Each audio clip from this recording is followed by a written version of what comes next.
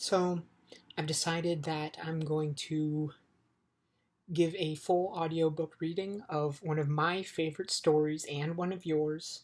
Everyone should love this book, one of the best of all time, The Phantom Tollbooth. So, enjoy the ride, and if you want to follow along with me in the book, you're more than welcome to. And they've got some wonderful illustrations, so let's get started. The Phantom Tollbooth by Norton Juster. Illustrations by Jules Feiffer. To Andy and Kenny, who waited so patiently. Chapter 1. Milo. There once was a boy named Milo who didn't know what to do with himself. Not just sometimes, but always. When he was in school, he longed to be out, and when he was out, he longed to be in. On the way, he thought about coming home, and coming home, he thought about going. Wherever he was, he wished he were somewhere else, and when he got there, he wondered why he bothered. Nothing really interested him, least of all the things that should have. "It seems to me that almost everything is a waste of time," he remarked one day, and as he walked dejectedly home from school, "I can't see the point in learning to solve useless problems, or subtracting turnips from turnips, or knowing where Ethiopia is, or how to spell February." And since no one bothered to explain otherwise, he regarded the process of seeking knowledge as the greatest waste of time of all. As he and his unhappy thoughts hurried along, for while he was never anxious to be where he was going, he liked to get there as quickly as possible. It seemed a great wonder that the world, which was so large, could feel sometimes so small and empty. "And worst of all," he continued sadly, "there's nothing for me to do, nowhere I'd care to go, and hardly anything worth seeing." He punctuated his thought with a deep sigh that a house sparrow singing nearby stopped and rushed home to be with his family. Without stopping or looking up, he rushed past the buildings and busy shops that lined the street, and in a few minutes reached home, dashed through the lobby, hopped onto the elevator 2, 3, 4, 5, 6, 7, 8, and off again, opened the apartment door, rushed into his room, flopped dejectedly onto a chair, and grumbled softly, "Another long afternoon." He looked glumly at all the things he owned, the books that were too much trouble to read, the tools he never learned to use, the small electric automobile he hadn't driven in months, or was it years, and the hundreds of other games, toys, and bats and balls and bits and pieces scattered around him. And then, to one side of his room, just next to the phonograph, he noticed something he had certainly never seen before. Who could possibly have left such an enormous package, and such a strange one? For while it was quite square, it was definitely not round, and for its size it was almost larger than any other big package of smaller dimensions that he'd ever seen. Attached to one side was a bright blue envelope which read simply, "For Milo, who has plenty of time." Of course, if you've ever gotten a surprise package, you can imagine how puzzled and excited Milo was. And if you've never gotten one, pay close attention, because someday you might. "I don't think it's my birthday," he puzzled. "And Christmas must be months away, and I haven't been outstandingly good, or even good at all." He had to admit this even to himself. "Most probably I won't like it anyway, but since I don't know where it came from, I can't possibly send it back." He thought about it for a while and opened the envelope, but just to be polite. "One genuine turnpike toll booth," it stated, and then it went on, "easily assembled at home, and for use by those who have never traveled in lands beyond." "Beyond what?" thought Milo as he continued to read. "This package contains the following items. 1. Genuine turnpike toll booth to be erected according to directions. 3. Precautionary signs to be used in precautionary fashion. Assorted coins for use in paying tolls. 1 map, up to date and carefully drawn by master cartographers depicting natural and man-made features. 1 book of rules and traffic regulations which may not be bent or broken." And in smaller letters at the bottom it concluded, "Results are not guaranteed, but if not perfectly satisfied, your wasted time will be refunded." Following those instructions, which told him to cut here, lift there, fold back all around, he soon had the toll booth unpacked and set up on its stand. He fitted the windows in its place and attached the roof, which extended out on both sides and fastened on the coin box.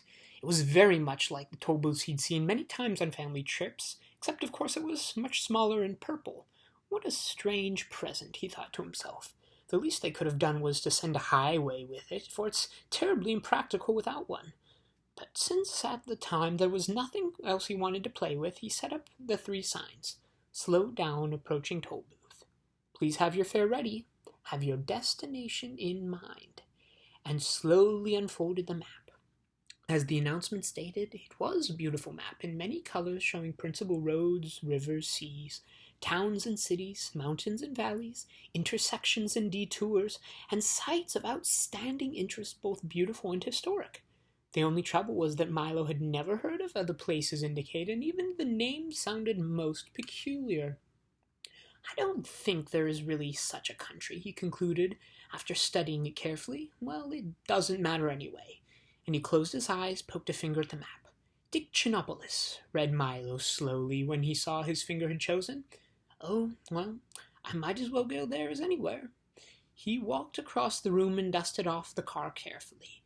Then, taking the map and rulebook with him, he hopped in, and for lack of anything better to do, he drove slowly up to the toll booth.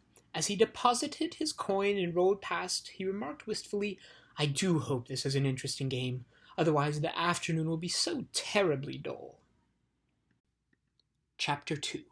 Beyond Expectations. Suddenly he found himself speeding along an unfamiliar country road, and as he looked back over his shoulder, neither the toll booth nor his room, nor even the house was anywhere in sight. What had started as make-believe was now very real. What a strange thing to have happened, he thought, just as you might be thinking right now. This game is much more serious than I thought, for here I am riding on a road I've never been, going to a place I've never heard of, and all because of Tollbooth, which came from nowhere. I'm certainly glad it's a nice day for a trip, he concluded hopefully, for at that moment this was the one thing he definitely knew. The sun sparkled, the sky was clear, and all the colors he saw seemed to be richer and brighter than he could ever possibly remember. The flowers shone as if they'd been cleaned and polished, and the tall trees that lined the road shimmered in silvery green. Welcome to Expectations, said the carefully lettered sign on the small house at the side of the road. Information, predictions, and advice cheerfully offered. Park here and blow horn. With the first sound of the horn, a little man in a long coat came rushing from the house, speaking as fast as he could and repeating everything several times. My. Welcome. Welcome to the land of expectations, to the land of expectations, to the land of expectations. We don't get many travelers here nowadays. We certainly don't get many travelers here nowadays. Now, what can I do for you? I'm the weatherman. This is the right road to Dictionopolis, asked Milo, a little bowled over by the effusive greeting. Well now, he began. I don't know of any wrong road to Dictionopolis, so if this road goes to Dictionopolis at all, it must be the right road. And if it doesn't, the right road must be somewhere else, because there are no wrong roads here. Do you think it will rain? I thought you were the weatherman, said Milo, very confused. Oh, no, said the little man. I'm the weatherman, not the weatherman. After all, it's more important to know there will be weather than weather will be. And with that he released a dozen balloons that sailed off into the sky. Must see which way the wind is blowing, he said, chuckling over his little joke and watching them disappear in all directions. What kind of place is Expectations? Inquired Milo, unable to see the humor and feeling very doubtful of the little man's sanity. Good question, he exclaimed. Expectations is the place you must always go before you get to where you're going. Of course, some people never go beyond expectations, but my job is to hurry them along whether they like it or not. Now, what else can I do for you? And before Milo could reply, he rushed into the house and reappeared with a moment with a new coat and an umbrella. I think I can find my own way, said Milo. Not at all sure he could, but since he didn't understand the little man at all, he decided he might as well move on. At least until he met someone whose sentences didn't always sound as if they would make much sense backwards or forwards. Splendid, exclaimed the weatherman. Whether or not you find your way, you're bound to find somewhere. If you happen to find my way, please return it. It was lost years ago. I imagine it's now quite rusty. You didn't say it was going to rain, did you? And with that he opened the umbrella and walked with Milo to the car. I'm glad you made your decision. I do hate being to make up my mind about anything, whether it's good or bad, up or down, in or out, rain or shine. Expect everything, I always say, and then unexpected never happens. Now, please drive carefully. Goodbye, goodbye, goodbye, good. And his last goodbye was drowned out by an enormous clap of thunder. And as Milo drove down the road in the bright sunshine, he could see the weatherman standing in the middle of a fierce cloudburst that only seemed to be raining on him. The road dipped now into a broad green valley and stretched toward the horizon. The little car bounced along with very little effort, and Milo, who had hardly touched the accelerator to go as fast as he wanted, he was glad to be on his way again. It's all very well to spend time in expectations, he thought, but talking to that strange man all day would certainly get me nowhere. He's the most peculiar person I've ever met, continued Milo, unaware of how many peculiar people he would shortly encounter. As he drove along the peaceful highway, he soon fell into daydreaming and paid less and less attention to where he was going. In a short time, he wasn't paying any attention at all, and that is why at the fork in the road, when a sign pointed to the left, Milo went right, along a route which looked suspiciously like the wrong way. Things began to change as soon as he left the main highway. The sky became quite gray, and along with it, the whole countryside seemed to lose its color and assume the same monotonous tone. Everything was quiet, and even the air hung heavily. The birds sang only gray songs, and the road wound back and forth in an endless series of climbing curves. Mile after mile after mile after mile he drove, and now gradually the car went slower and slower, until it was hardly moving at all. It looks as though I'm getting nowhere, yawned Milo, becoming very drowsy and dull. I hope I haven't taken a wrong turn. Mile after mile after mile after mile, and everything became grayer and more monotonous. Finally, the car just stopped altogether, and hard as he tried, it wouldn't budge another inch. I wonder where I am, said Milo in a very worried tone. You're in the doldrums, wailed a voice that sounded very far away. He looked quickly to see who had spoken. No one was there, and it was quite quiet and still as one could imagine. Yes, the doldrums, yawned another voice, but still he saw no one. What are the doldrums? He cried loudly, and tried very hard to see who would answer this time. The doldrums, my young friend, are where nothing ever happens and nothing ever changes. This time the voice came from so close that Milo jumped with surprise, for sitting on his right shoulder so lightly that he hardly noticed was a small creature exactly the color of his shirt. Allow me to introduce all of us, the creature went on. We are the Lefegarians, at your service. Milo looked around, and for the first time noticing dozens of them sitting on the car, standing on the road, and lying all over the trees and bushes. They were very difficult to see, for whether they happened to be sitting on or near was exactly the color they happened to be. Each one looked very much like the other, except for the color, of course, and some looked more like each other than they did like themselves. I'm very pleased to meet you, said Milo, not sure whether or not he was pleased at all. I think I'm lost. Can you please help me? Don't say think, said one sitting on his shoe, for the one on his shoulder had fallen asleep. It's against the law. And he yawned and fell off to sleep too. No one's allowed to think in the doldrums, continued a third, beginning to doze off, and each one spoke, he fell off to sleep and picked up another conversation with hardly any interruption. Don't you have a rule book? It's Local Ordinance 1753889J. Milo quickly pulled the rule book from his pocket, opened the page, and read Ordinance 1753889J. It shall be unlawful, illegal, and unethical to think of thinking, surmise, presume, reason, meditate, or speculate while in the doldrums. Anyone breaking this law shall be severely punished. That's a ridiculous law, said Milo quite indignantly. Everybody thinks. We don't, shouted the Lagarthians all at once, and most of them time you don't, said the yellow one sitting in a daffodil. That's why you're here. You weren't thinking, and you weren't paying attention either. People who don't pay attention often get stuck in the doldrums." And with that, he toppled out of the flower and fell snoring into the grass. Milo couldn't help laughing at the little creature's strange behavior, even though he knew it might be rude. "Stop that at once," ordered the plaid one clinging to his stocking. "Laughing is against the law. Don't you have a rule book? It's Local Ordinance 5743881W. Opening the book again, Milo found Ordinance 5743881W. In the doldrums, laughter is frowned upon, and smiling is permitted only on alternate Thursdays. Violators shall be dealt with most harshly.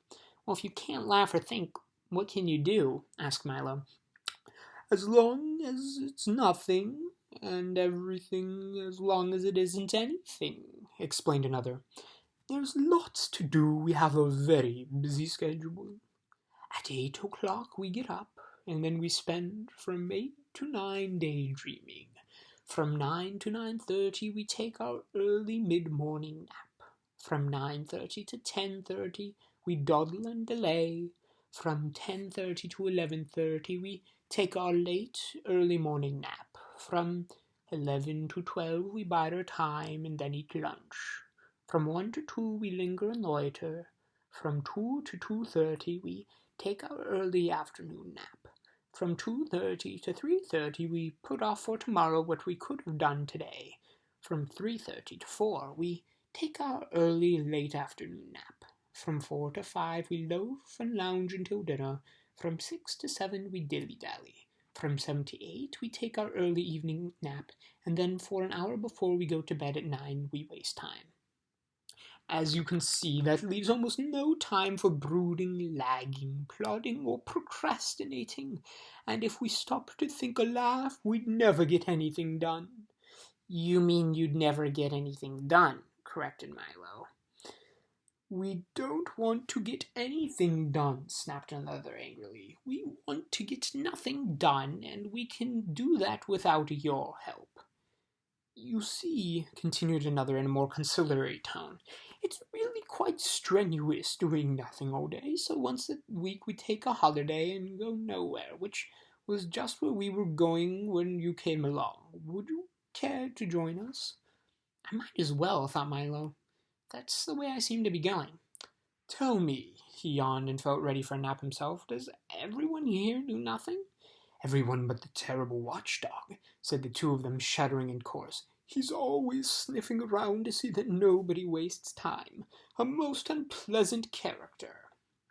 "The watchdog?" said Milo quizzically.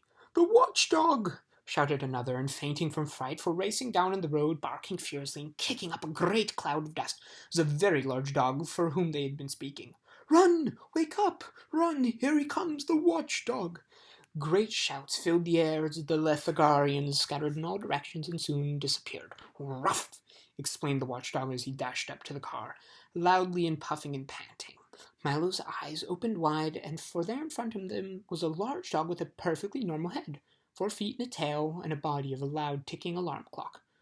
"What are you doing here?" growled the watchdog. "Just killing time," Milo replied apologetically. "You see—" "Killing time!" roared the dog so furiously that his alarm went off. "It's bad enough wasting time without killing it," and he shuddered at the thought. "Why are you in the doldrums anyway? Don't you have anywhere to go?" "I was on my way to Dictionopolis when I got stuck here," explained Milo. "Can you help me?" "Help yourself. We must help yourself," the dog replied, carefully winding his hind leg. I suppose you know why you got stuck."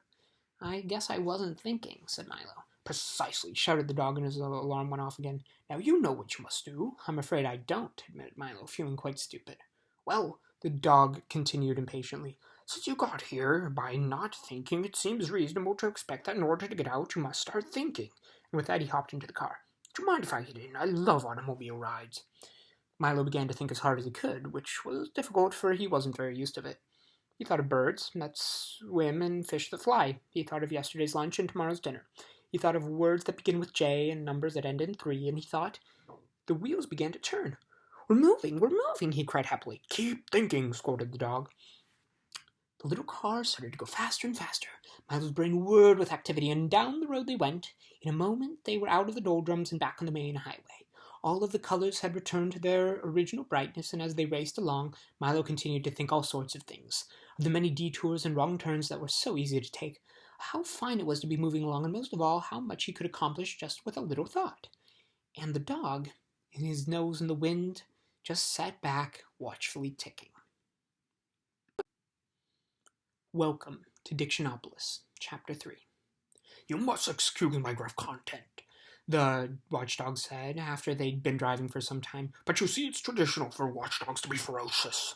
Milo was so relieved at having to escape the doldrums that he assured the dog that he bore him no ill will, and in fact was very grateful for the assistance. "Splendid!" shouted the watchdog. "I'm very pleased. I'm sure we'll make great friends for the rest of the trip. You may call me Talk." "That's a very strange name for a dog who goes tick, tick, tick, tick, tick all the day," said Milo. "Why didn't they call you—" "Don't say it," gasped the dog, and Milo could see a tear well up in his eye. "I didn't mean to hurt your feelings," said Milo, not meaning to hurt his feelings. "That's all right," said the dog, getting a hold of himself. "It's an old story and a sad one, but I can tell you to it now. When my brother was born, the first pup in the family, my parents were overjoyed and immediately named him Tick, in the expectation of the sound they were sure he'd make. On his first winding him, they discovered to their horror that instead of going tick, tick, tick, tick, tick, he went talk, talk, talk, talk, talk. And they rushed to the Hall of Records to change the name, but it was too late. It had already been officially inscribed and nothing could be done. When I arrived, they were determined not to make the same mistake twice, and since it seemed logical that all their children would make the same sound, they named me Talk. Of course, you know the rest. My brother is Tick because he goes talk, talk, talk, talk, talk, and I am called Talk because I go tick, tick, tick, tick, tick. And both of us are forever burdened with the wrong names. My parents were so overwrought that they gave up having any more children and had devoted their lives to doing work among the poor and hungry." "But how did you become a watchdog?" interjected Milo, hoping to change the subject as Talk was sobbing quite loudly now. "That," he said, rubbing a paw in his eye, "is also traditional. My family have always been watchdogs, from father to son, almost ever since time began. You see," he continued, beginning to feel better, "once there was a time at all when people found it very inconvenient. They never knew whether they were eating lunch or dinner and always were missing trains. So time was invented to keep them help track of the day and to get places when they should. When they began to count all the same time was available, what with 60 seconds in a minute and 60 minutes in an hour and 24 hours in a day and 365 days in a year, it seemed as if there was more and more that could ever be used. If there's so much of it, it couldn't be very valuable, was the general opinion, and it soon fell into disrepute. People wasted and even gave it away.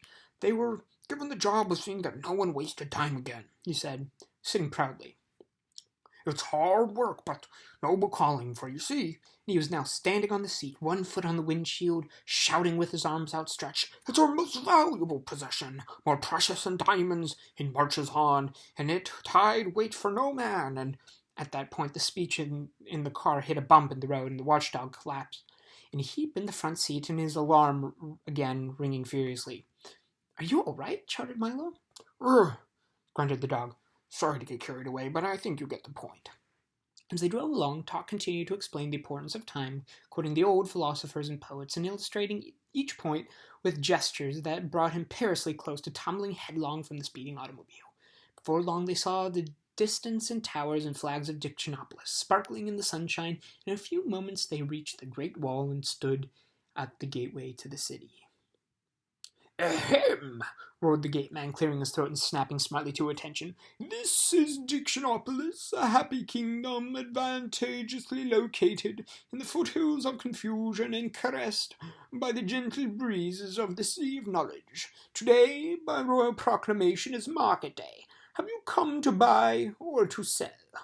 "I beg your pardon?" asked Milo. "Buy or sell, buy or spell," repeated the gateman impatiently. "Which is it? You must have come here for some reason." "Well, Milo began. "Come now, if you don't have a reason, then you must at least have an explanation, or certainly an excuse," interrupted the gateman. Milo shook his head. Very serious," the gateman said, shaking his head also. "You can't get in without a reason." He thought for a moment, then continued, "Wait a minute, maybe I have an old one you can use." He took a battered suitcase from the gatehouse and began to rummage busily through it, mumbling to himself, No, this won't. No. Oh, this is fine, he cried triumphantly, holding up a small medallion on a train. He dusted it off and engraved on one side were the words, "Why not?" That's a good reason for almost anything. A bit used, perhaps, but still serviceable.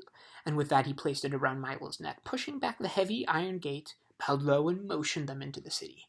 I wonder what the market will be like, thought Milo as they drove through the gate. But before there was time for an answer, they had driven into an immense square crowded with long lines of stalls, heaped with merchandise and decorated in gay-colored bunting. Overhead a large banner proclaimed, "Welcome to the Word Market." And from across the square 5 very tall, thin gentlemen, regularly dressed in silks and satins, plumed hats, and buckled shoes, rushed up to the car, stopped short, mopped 5 brows, caught 5 breaths, unrolled 5 parchments, and began to talk in turns. "Greetings, salutations, welcome, good afternoon, hello."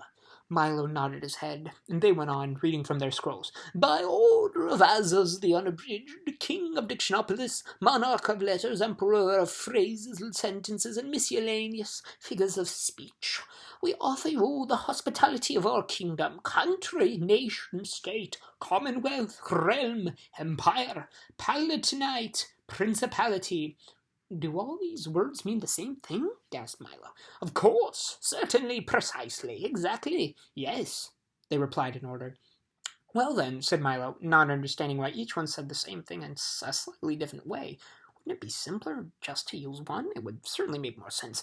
"Nonsense, ridiculous, fantastic, absurd, bosh," they chorused again and continued. "We're not interested in making sense. It's not our job," scolded the first. "Besides," explained the second, "one word is as good as another, so why not use them all?" Then you don't have to choose which one is right," advised the third. "Besides," sighed the fourth, "if one is right, then 10 times 10 are 10 times as right." "Obviously you don't know who we are," sneered the fifth, and they presented themselves one by one as the Duke of Definition, the Minister of Meaning, the Earl of Essence, the Count of Connotation, the Under-Secretary of Understanding. Milo acknowledged the introduction, and as Todd growled softly, the minister explained, "We are the king's advisors, or in more formal terms, his cabinet."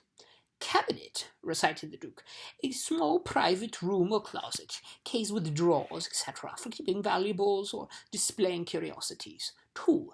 Council room for the chief ministers of state. 3. A body of officials, advisors to the chief executive of a nation." "You see," continued the minister, bowing thankfully at the Duke, "Dictionopolis is the place where all the words come from the world to come from. They're grown right here in our orchards." "I didn't know that the words grew on trees," said Milo timidly. "Where do you think they grew?" shouted the Earl irritably. A small crowd began to gather to see the little boy who didn't know that letters grew on trees. "I didn't know they grew at all," admitted Milo even more timidly. Several people shook their heads sadly. "Well, money doesn't grow on trees, does it?" demanded the Count. "I've heard not," said Milo. "Then something must. Why not words?" exclaimed the Undersecretary triumphantly. The crowd cheered his displays of logic and continued its business. "To continue," continued the minister impatiently. "Once a week by royal proclamation."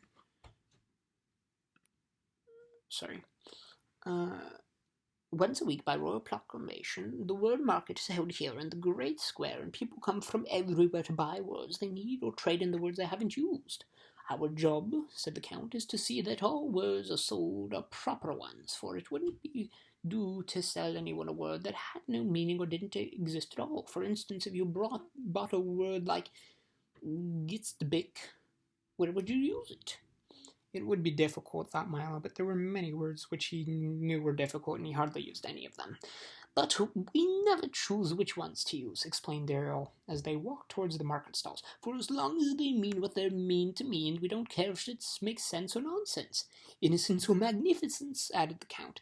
"Recitance or common sense," said the Undersecretary. "That seems simple enough," said Milo, trying to be polite. "Easy as falling off a log," cried the Earl, falling off a log with a loud thump. "Must you be so clumsy?" shouted the Duke. "All I was," began the Earl, rubbing his head. "We heard you," said the minister angrily, "and you'll have to find an expression that's less dangerous." The Earl dusted himself off as the others snickered audibly. "You see," cautioned the Count, "you must pick your words very carefully, and be sure to say just what you intend to say. And now we must leave to make preparations for the royal banquet. You'll be there, of course," said the minister. But before Milo had a chance to say anything, they were rushing off across the square as fast as they had come. "Enjoy yourself in the market," shouted back the under-secretary. "Market," recited the Duke, "an open space or covered building in which—" And that was the last Milo heard as they disappeared into the crowd.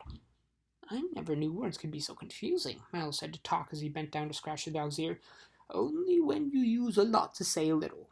"Oh, sorry. Only when you use a lot to say a little," answered Talk. Milo thought this was quite the wisest thing he'd heard all day. "Come," he shouted, "let's see the market. It looks very exciting." Chapter 4. Confusion in the Marketplace. Indeed it was, as for they approached, Milo could see crowds of people rushing and shouting their way along the stalls, buying and selling, trading and bargaining. Huge wooden-wheeled carts streamed into the market square from the orchards, and long caravans bounded for the four corners of the kingdom, made ready to leave. Sacks and boxes were piled high, waiting to be delivered to the ships that sailed the sea of knowledge, and off to one side a group of minstrels sang songs about the delight of those either too young or too old to engage in trade. But above all the noise and tumult of the crowd could be heard the merchants' voices loudly advertising their products.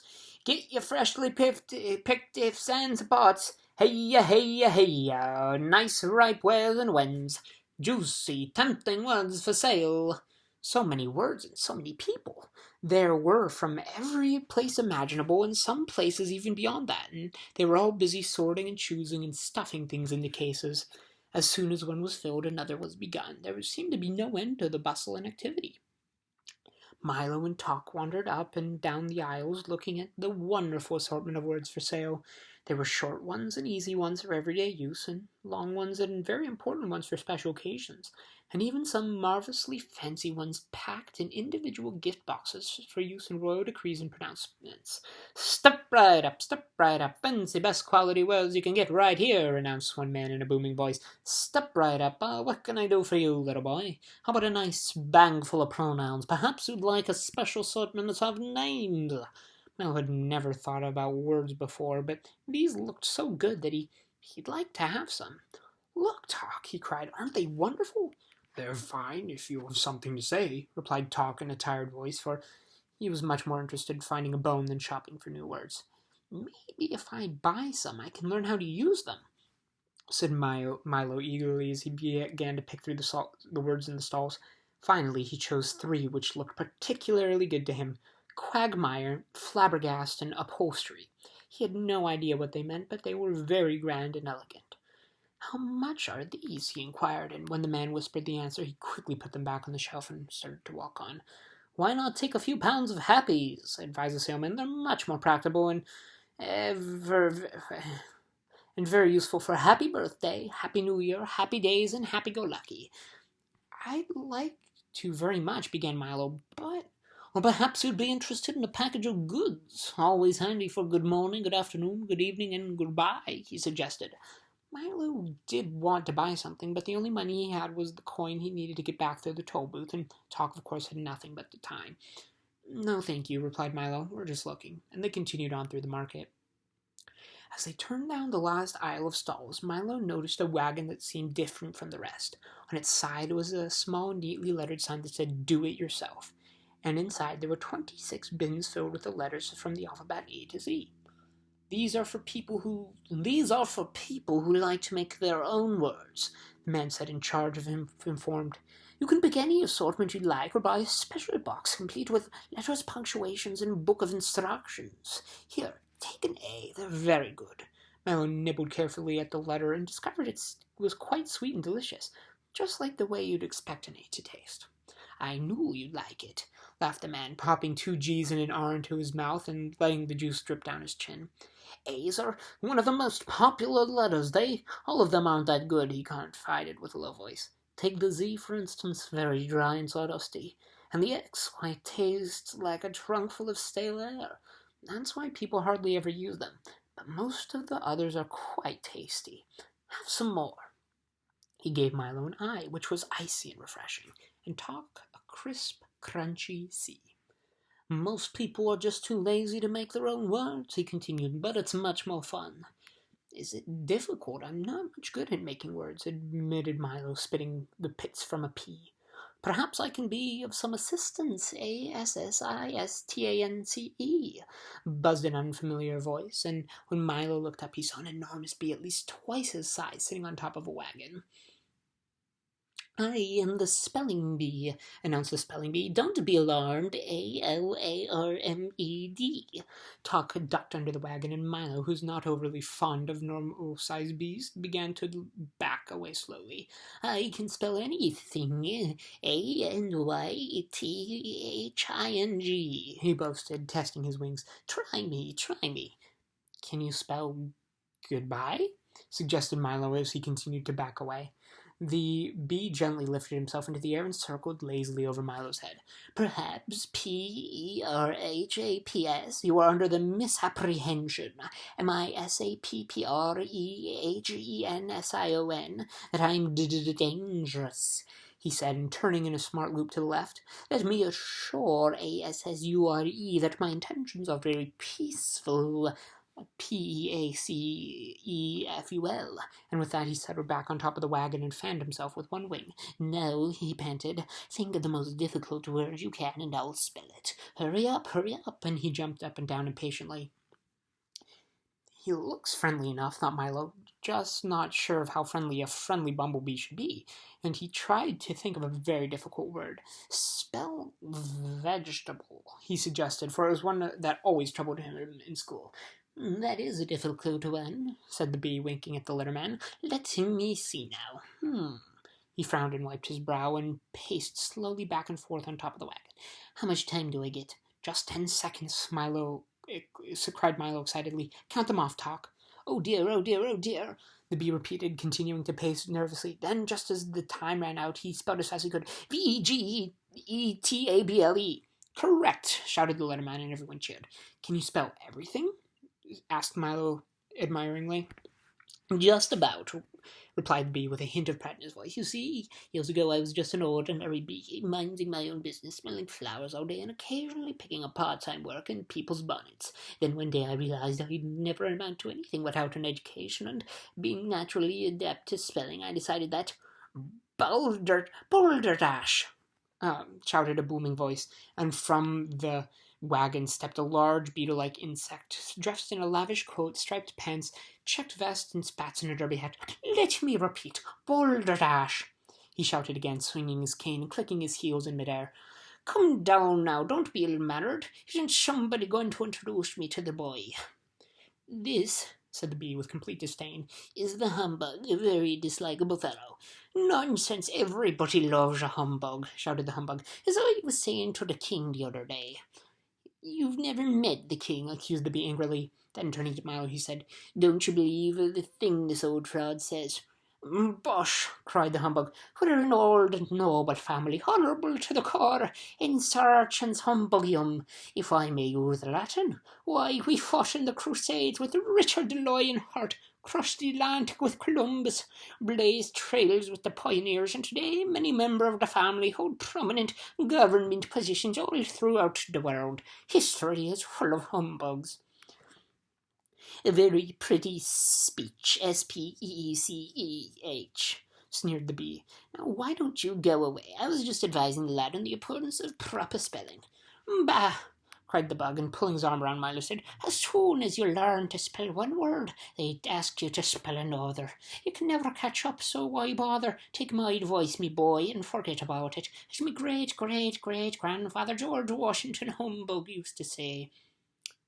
You, sir, spelled the bee, very excitedly, are an impostor. IMPOSTOR, who can't even spell his own name. A slavish concern for the competition of words is a sign of a bankrupt intellect, roared the humbug, waving his cane furiously. Milo didn't have any idea what this meant, but it seemed to infuriate the spelling bee, who flew down and knocked the humbug's hat with his wings. Be careful, shouted Milo as the bug swung his cane again, catching the bee on the foot and knocking over a box of W's. My foot, cried the bee. Me hat, cried the bug, and the fight was on. The spelling bee buzzed dangerously in and out of range of the humbug's wildly swinging cane as they menaced and threatened each other. Sorry. And the crowd stepped back out of danger. "There must be some way to," began Milo, and then he yelled, "Watch out!" But it was too late. There was a tremendous crash as the humbug in his great fury tripped into another one of the stalls, knocking it into another, then another, then another, then another, until every stall in the marketplace had been upset, and the words lay scrambled in a great confusion all over the square. The bee, who had tangled himself in some bunting, toppled to the ground, knocking Milo over on top of him, and lay there shouting, "Help! Help! There's a little boy on me!" The bug sprawled untidily on a mound of squashed letters, and Talk, his alarm ringing persistently, was buried under a pile of words. Chapter 5. Short Shrift. "Look what you've done!" angrily shouted one of the salesmen. He meant to say, "Look what you're doing," but the words had gotten so hopelessly mixed up that no one could really make any sense of it at all. Do going what we are," complained another as everyone set about straightening things up as well as they could. For several minutes nobody spoke in an understandable sentence, which added greatly to the confusion. As soon as possible, however, the stalls were righted and the words swept into one large pile for sorting. The spelling bee, who was quite upset by the whole affair, had flown off in a huff, and just as Milo had gotten to his feet, the entire police force of Dictionopolis appeared, loudly blowing onto his whistle. "Now we'll get to the bottom of this," he heard someone say. "Here comes Officer Shrift." Striding across the square was the shortest policeman Milo had ever seen. He was scarcely 2 feet tall and almost 2 feet as wide. He wore a blue uniform with a white belt and gloves and a peaked cap and a very fierce expression. He continued blowing the whistle until his face was beet red, stopping only long enough to shout, "You're guilty! You're guilty!" at everyone he passed. "I've never seen anyone look so guilty," as he reached Milo. Then, turning towards Talk, who was ringing loudly, he said, "Turn that dog off. It's disrespectful to sound your alarm in the presence of a policeman." He made a careful note that in his black book and strode up and down, his hands clasped behind his back and surveying the wreckage of the marketplace. Very pretty," he scowled. "Who's responsible for this? Speak up or I'll arrest the lot of you." There was a long silence. Since hardly anybody had actually seen what had happened, no one spoke. "You," said the policeman, pointing a finger accusingly at the humbug, who was brushing himself off and straightening his hat. "You look suspicious to me." The startled humbug dropped his cane and nervously replied, "Let me assure you, my sir, it isn't my honour as a gentleman. I was merely an innocent bystander, minding my own business, enjoying the stimulating sights and sounds of the world of commerce, when this young lad—" "Aha!" interrupted Officer Shrift, making a little note in his little notebook. "Just as I thought. Boys are the cause of everything." "Pardon me," insisted the humbug, "but in no way did I mean to employ that—" "Silence!" thundered the policeman, pulling himself up to his full height and glaring menacingly at the terrified bug. "And now," he continued, speaking to Milo, "what were you doing on the night of July 27th? "What does that have to do with it?" asked Milo. "It's my birthday, that's what," said the policeman as he entered. "Forget my birthday," in his little book. "Boys always forget other people's birthdays." "You have all committed the following crimes," he continued, having a dog with an unauthorized alarm, sowing confusion, upsetting the apple cart, wreaking havoc, and mincing words. "Now look here," growled Talk angrily. "And illegal barking," he added, frowning at the watchdog. "It's against the law to bark without using the barking meter. Are you ready to be sentenced?" "Only a judge can sentence you," said Milo, who remembered reading that in one of his school books. "Good point," replied the policeman, taking off his cap and putting on a long black robe. "I'm also the judge. Now, would you like a long or a short sentence?" "A short one, if you please," said Milo. "Good," said the judge, rapping his gavel several times. "Pardon me. I'm a little bit hungry. Pardon me." "I always have trouble remembering the long ones. How about I am? That's the shortest sentence I know." Everyone agreed it was a very fair sentence, and the judge continued, "There will also be a small additional penalty of 6 million years in prison. Case closed," he pronounced, rapping his gavel again. "Come along with me, I'll take you to the dungeon." "Only a jailer can put you in prison," offered Milo, quoting the same book. Good point, said the judge, and removing his robe and taking out a large bunch of keys, said, I'm also the jailer. And with that he led them away. Oi, keep your chin up, shouted the humbug, and maybe they'll take 1,000,000 years off for good behaviour. The heavy prison door swung back slowly, and Milo and Tuck followed the officer's shift down a long, dark corridor, lit only by an occasional flickering candle. Watch these steps, advised the policeman as they started down a steep, circular staircase. The air was dank and musty, like the smell of wet blankets, and the massive stone walls were slimy to the touch. Down and down they went until they arrived at another door even heavier and stronger looking than the first. A cobweb brushed across Milo's face and he shuddered. You'll find it quite pleasant here, chuckled the policeman as he slid the bolt back and pushed the door open with a screech and a squeak. Not much company, but you can always chat with a witch. The witch? Trembled Milo. Yeah, she's been here a long time, he said, and started along another corridor. A few more minutes had gone through as the other 3 doors closed, along a narrow footbridge, down 2 more corridors and another stairway, and stood finally in the front of a small cell door. That's it, said the policeman. All the comforts of home. The door opened and then shut, and Milo and Talk found themselves in a high vaulted cell with only 2 tiny windows halfway up on the wall. See you in 6,000,000 years, said Officer Shrift, and the sound of his footsteps grew fainter and fainter until it wasn't heard at all. It looks serious, doesn't it, Talk? Oh, frick. It looks serious, doesn't it, Talk? Said Milo very sadly. It certainly does, the dog replied, sniffing around to see what their new quarters were like. I don't know what we're going to do for all that time. We don't even have a checkers set or a box of crayons. Don't worry, growled Talk, raising one paw shudderingly. Something will turn up. Here, wind me, will you please? I'm beginning to run down. You know something, Talk? He said as he wound up the dog. You can get in a lot of trouble mixing up words or just not knowing how to spell them. If we ever get out of here, I'm going to make sure to learn all about them. A very commendable ambition, young man, said A very commendable ambition, young man, said a small voice from across the cell. Milo looked up, very surprised, and noticed for the first time in the half-light of the room a pleasant-looking old lady quietly knitting and rocking. Hello, he said. How do you do? She replied. You'd better be careful, Milo advised. I understand there's a witch in here somewhere. I am she, the old lady answered casually and put her shawl a little closer around her shoulders. Milo jumped back in fright and quickly grabbed Talk to make sure that his alarm didn't go off, for he knew how much witches hate loud noise. Don't be frightened, she laughed. I'm a witch. I'm not a witch. I'm a witch. Oh, said Milo, because he couldn't think of anything else to say. I'm faintly macabre, the not-so-wicked witch, she continued, and I'm certainly not going to harm you. What's a witch? Asked Milo, releasing Talk and stepping a little closer. Well, said the old lady as a rat scurried across her foot. I am the king's great aunt. For years and years I was in charge of choosing which words were to be used for all occasions, which ones to say and which ones not to say, which ones to write and which ones not to write. As you can well imagine, with all the thousands to choose from, it was a most important and reasonable job. I was given the title of official witch, which made me very proud and happy.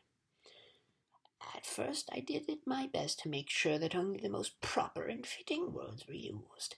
Everything was said clearly and simply, no words were wasted. I had signs posted all over the palace and the marketplace which said, "Brevity is the soul of wit." But power corrupts, and soon I grew miserly and chose fewer and fewer words, trying to keep as many possible for myself. I had new signs posted which said, "An ill-chosen word is the fool's messenger." Soon sales began to fall off the market. The people were afraid to buy as many words as before, and hard times came on the kingdom. But still I grew more and more miserly. Soon there were so few words chosen that hardly anything could be said, and even casual conversation became difficult. Again I had new signs posted which said, "Speak fitly or be silent wisely." And finally, I even had these ones replaced, which simply read, "Silence is golden." All talk stopped. No words were sold. The marketplace closed down, and the people grew poor and disconsolate. When the king saw what had happened, he became furious and cast me into this dungeon where you can see me now, an older and wiser woman. That was all many years ago, she continued. But they never appointed a new witch, and that explains why people today use as many words as they can and think themselves very wise for doing so. For always remember that while it is wrong to use too few, it is far often worse to use too many. When she had finished, she sighed deeply and patted Milo's shoulder and began knitting once again.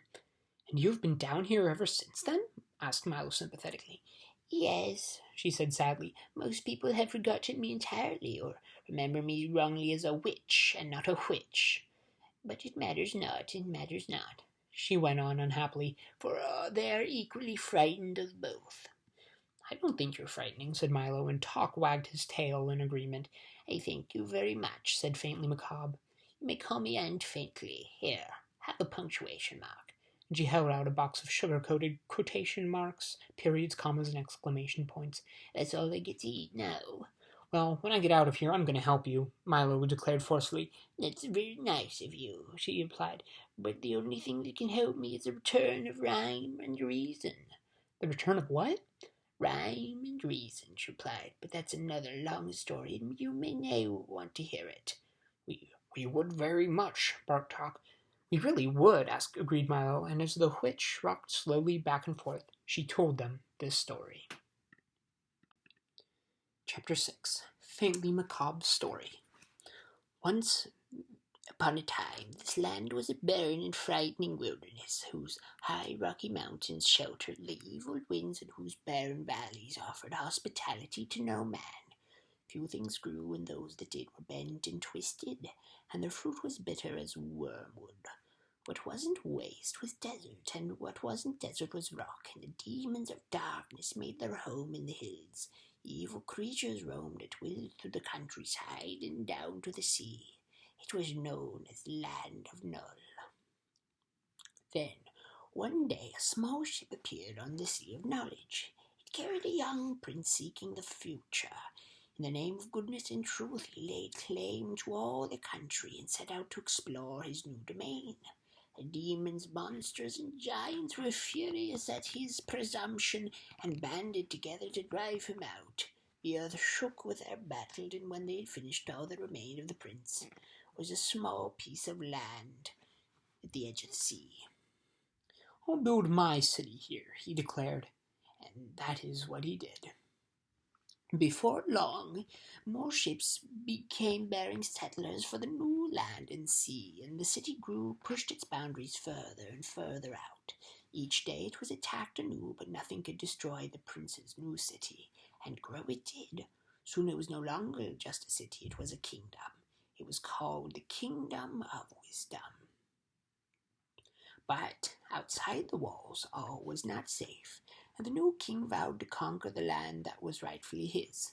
So each spring he set forth with his army, and each autumn he returned, and year by year the kingdom grew larger and more prosperous.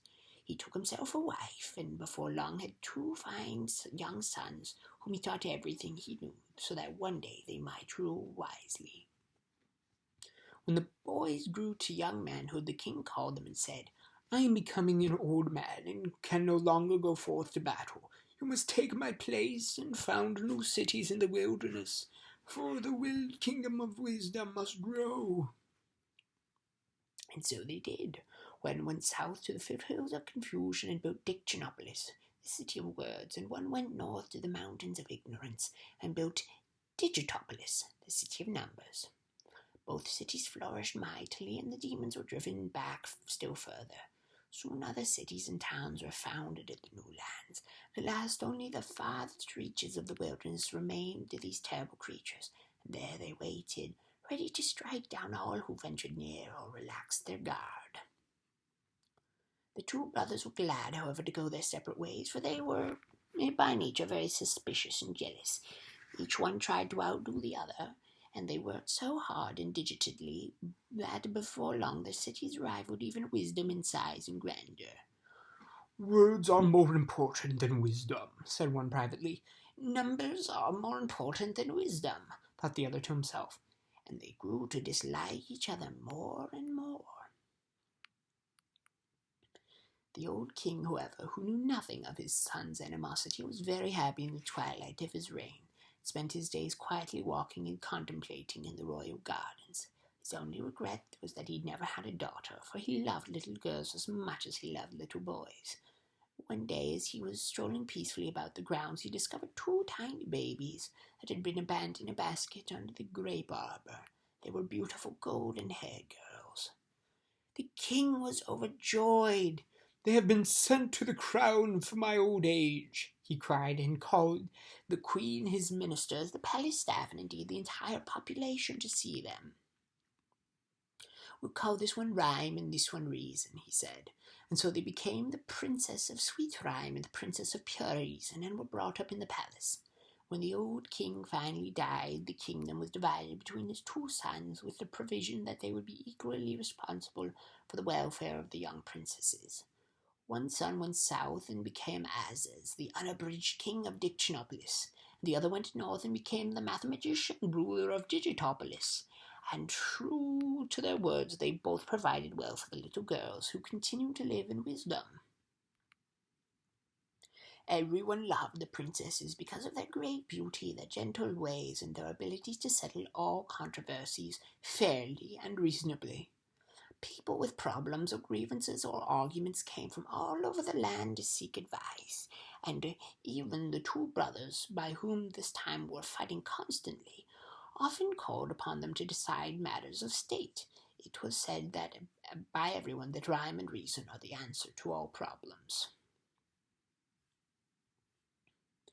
As the years passed, the brothers grew farther and farther apart, and their separate kingdoms became richer and grander. Their disputes, however, became more and more difficult to reconcile, but always with patience and love the princesses set things right. Then one day they had the most terrible quarrel of all. King Azaz insisted that words were far more significant than numbers, and hence his kingdom was truly the greater, and the mathematician claimed that the numbers were much more important than words, and hence his kingdom was supreme. They discussed and debated and raved and ranted until all were on the verge of blows, when it was decided to submit the questions to the arbitration of the princesses. After days of careful consideration, in which all the evidence was weighed and all the witnesses heard, they made their decision. "Words and numbers are of equal value, for in the cloak of knowledge one is warp and the other is woof. It is no more important to count the sands than it is to name the stars. Therefore, let both kingdoms live in peace." Everyone was pleased with the verdict. Everyone, that is, but the brothers, who were beside themselves with anger. "What good are these girls? They cannot settle an argument in someone's favor," they growled, since both were more interested in their own advantage than in the truth. "We will banish them from the kingdom forever." And so they were taken from the palace and sent far away to the castle in the air, and have not been seen since. And that is why today, in all this land, there is neither rhyme nor reason.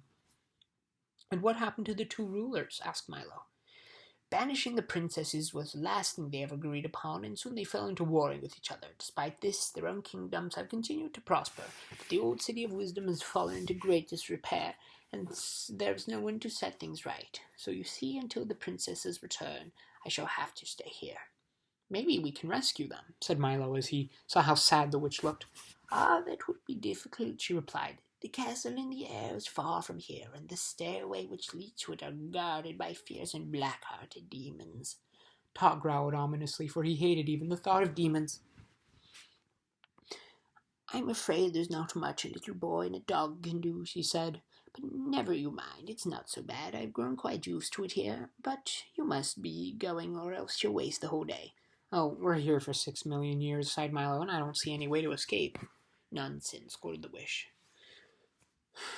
"You mustn't take Officer Shrift so seriously. He loves to put people in prison, but he doesn't care about keeping them there. Now just press the button on the wall and be on your way." Milo pressed the button, and the door swung open, letting in a shaft of brilliant sunshine. "Goodbye, come again," shouted the witch as they stepped outside and the door slammed shut. Milo and Tock stood blinking in the bright light, and their eyes became accustomed to it. The first thing they saw were the king's advisors again rushing towards them. "Ah, there you are. Where have you been? We're looking all over for you. The royal banquet is about to begin. Come with us." They seemed very agitated and out of breath as Milo walked along with him. "But what about my car?" he asked. "Don't need it," replied the Duke. "No use for it," said the minister. "Superfluous," advised the Count. "Unnecessary," stated the Earl. "Uncalled for," cried the Undersecretary. "We'll take our vehicle. Conveyance, rig, char-brach, chariot, buggy, coach, brougham, chandradan," as they repeated quickly in order, and pointed to a small wooden wagon. Oh dear, all those words again, thought Milo as he climbed into the wagon with Tock and the cabinet members. How will you make it move? It doesn't have a... "Be very quiet," advised the Duke, "for it goes without saying." And sure enough, as soon as they all were quiet, it began to move quickly through the streets, and in a short time they arrived at the royal palace. Chapter 7. The Royal Banquet. "Right this way. Follow us. Come along. Step lively. Here we go," they shouted, hopping from the wagon, bounding up the broad marble stairway. Milo and Tock followed close behind. It was a strange-looking palace, and if he didn't know any better, he would have said it looked exactly like an enormous book standing on end, with its front door in the lower part of the binding, just where they usually place the publisher's name. Once inside, they hurried down a long hallway which glittered with crystal chandeliers and echoed with their footsteps. The walls and ceilings were covered with mirrors whose reflections danced dizzily along with them, and the footman bowed coldly. "We must be terribly late," gasped the Earl nervously as they reached the tall doors of the banquet hall. It was a vast room full of people talking loudly and arguing. The long table was carefully set with gold plates and linen napkins, and attendants stood behind each chair, and at the center, raised slightly above the others, was a throne covered in crimson cloth. Directly behind, on the wall, was the coat of arms flanked by the flag of Dictionopolis. Milo noticed many of the people he had been seeing in the marketplace. The letterman was busy explaining to an interested group the history of the W, and off in a corner the humbug and the spelling bee were arguing fiercely about nothing at all. Officer Shrift wandered into the crowd, suspiciously muttering, "Guilty, guilty, they're all guilty," and he noticed Milo, brightened visibly, and commented in passing, "Is it 6 million years already? My, how time flies." Everyone seemed quite grumpy about having to wait for lunch, and they were all relieved to see the tardy guests arrive. "I'm certainly glad you finally made it, old man," said the humbug cordially, pumping Milo's hand. "As the guest of honor, you must choose the menu, of course." "Oh my," he thought, not knowing what to say. "Be quick about it," suggested the spelling bee. "I'm famished, Famished." As Milo tried to think, there was an ear-shattering burst of trumpets, entirely off-key, and a page announced to the startled guest, "King Asses the Unabridged." The king strode through the door and over to the table and settled his great bulk onto the throne, calling irritably, "Places, everyone, take your places." He was the largest man Milo had ever seen, with a great stomach, large piercing eyes, a gray beard that reached to his waist, and a silver signet ring on his little finger of his left hand. He also wore a small crown and a robe with the letters of the alphabet carefully embroidered all over it. "What have we here?" he said, staring down at Tock and Milo as everyone took their place. "If you please," said Milo, "my name is Milo, and this is Tock. Thank you very much for inviting us to your banquet, and I think your palace is beautiful." "Exquisite," corrected the Duke. "Lovely," counseled the minister. "Handsome," recommended the Count. "Pretty," hinted the Earl. "Charming," submitted the Undersecretary. "Silence," suggested the king. "Now, young man, what can you do to entertain us? Sing songs, tell stories, compose sonnets, juggle plates, do tumbling tricks? Which is it?" "I can't do any of those things," admitted Milo. "What an ordinary little boy," commented the king. "Why, my cabinet members can all do all sorts of things. The Duke here can make mountains out of molehills, the minister splits hairs, the Count makes hay while the sun shines, the Earl leaves no stone unturned, and the Undersecretary," he finished ominously, "hangs by a thread. Can't you do anything at all?" "I can count to 1,000, offered Milo. "Ah, numbers! Never mention numbers here. Only use them when we absolutely have to," growled Azaz disgustedly. "Now, why don't you and Tock come here and sit next to me, and we'll have some dinner?" "Why, are you ready with the menu?" reminded the humbug. "Well," said Milo, remembering that his mother had always told him to eat lightly when he was with a guest, "why don't we have a light meal?" "A light meal it shall be," roared the bug and waved his hands. The waiters rushed in carrying large silver platters and set them on the table in front of the king. When he lifted the covers, shafts of brilliant colored light leapt from the plates and bounced around the ceiling, the walls, across the floor, and out the window. "Not a very substantial meal," said the humbug, rubbing his eyes. "Oh, but quite an attractive one. Perhaps you can suggest something a little more filling." The king clapped his hands, the platters were removed, and without thinking, Milo suggested, "Well, in that case, I think we ought to have a square meal of—" "Oh, a square meal it is," shouted the humbug again, and the king clapped his hands once more, and the waiters reappeared, carrying plates heaped high with steaming squares of all shapes and sizes. "Oh, ooh," said the spelling bee, tasting one. "These are awful." No one seemed to like them very much either, and the humbug got caught in his throat and almost choked. "Time for speeches," announced the king with his plate as were removed again, and everyone looked glum. "You first," he commanded, pointing to Milo. "Your Majesty, ladies, and gentlemen," started Milo timidly, "I would like to take this opportunity to say that all the—" "That's quite enough," snapped the king. "Mustn't talk all day." "But I'd just begun," objected Milo. "Next," bellowed the king. "Oh, roast turkey, mashed potatoes, vanilla ice cream," recited the humbug, bouncing up and down quickly. What a strange speech, thought Milo, for he had heard many in the past, and he knew they were supposed to be long and dull. "Hamburgers, corn on the cob, chocolate pudding, pudding," said the spelling bee in turn. "Frankfurter, sour pickles, and strawberry jam," shouted Officer Shrift from his chair. Since he was taller sitting than standing, he didn't bother getting up. And so down the line it went, with each guest rising briefly, making a short speech, and then resuming his place. When everyone had finished, the king rose. "Pâté de foie gras, soupe de l'oignon, fraisé sous le coche, salade d'endives, fromage fruit et demi-tasse," he said carefully, and clapped his hands again. The waiters reappeared immediately, carrying heavy hot trays, which they sat on the table. Each one contained the exact words spoken by the various guests, and they all began eating with great gusto.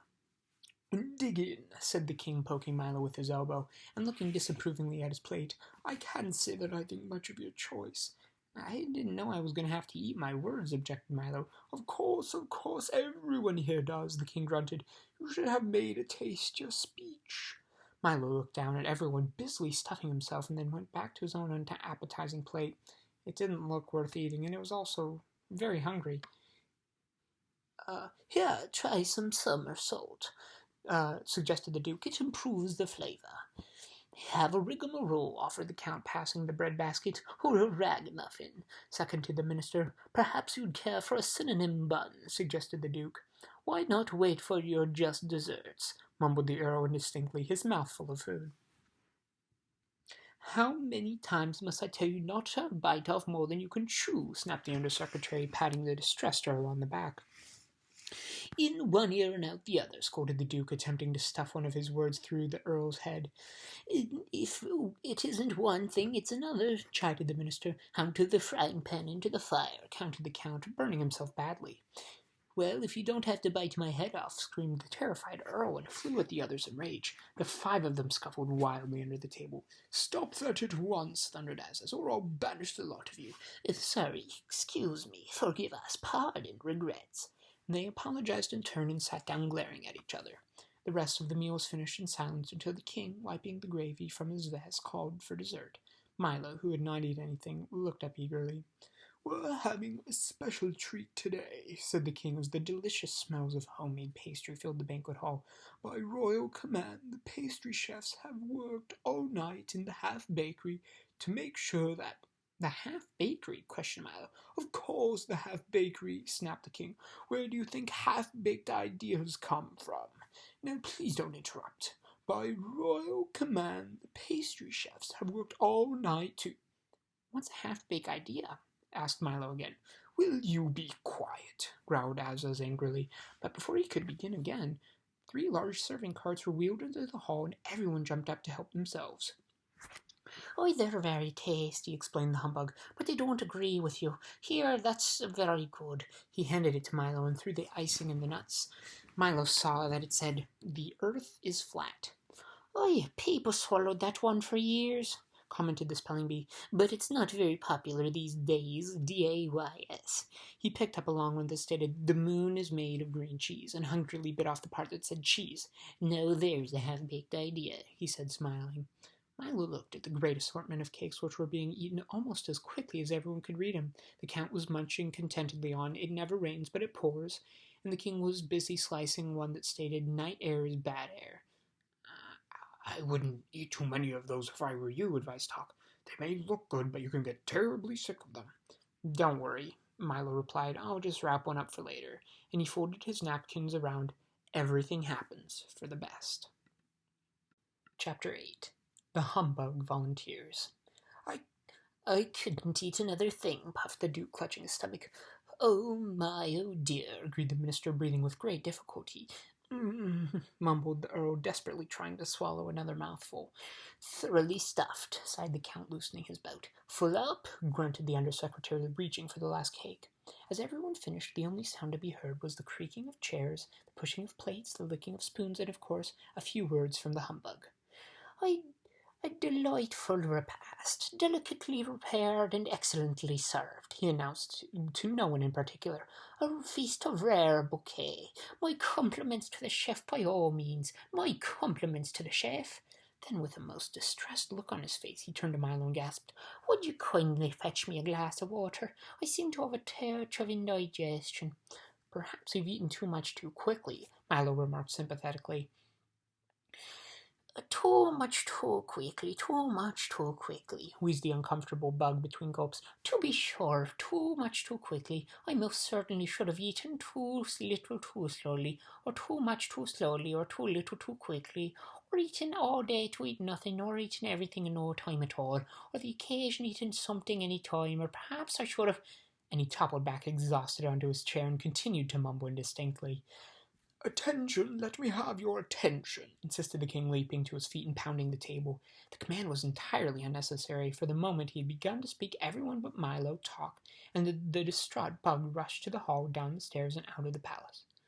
"Loyal subjects and friends," continued Azaz, his voice echoing in the almost empty room, "once again on this gala occasion we have—" "Pardon me," coughed Milo as politely as possible, "but everyone is gone."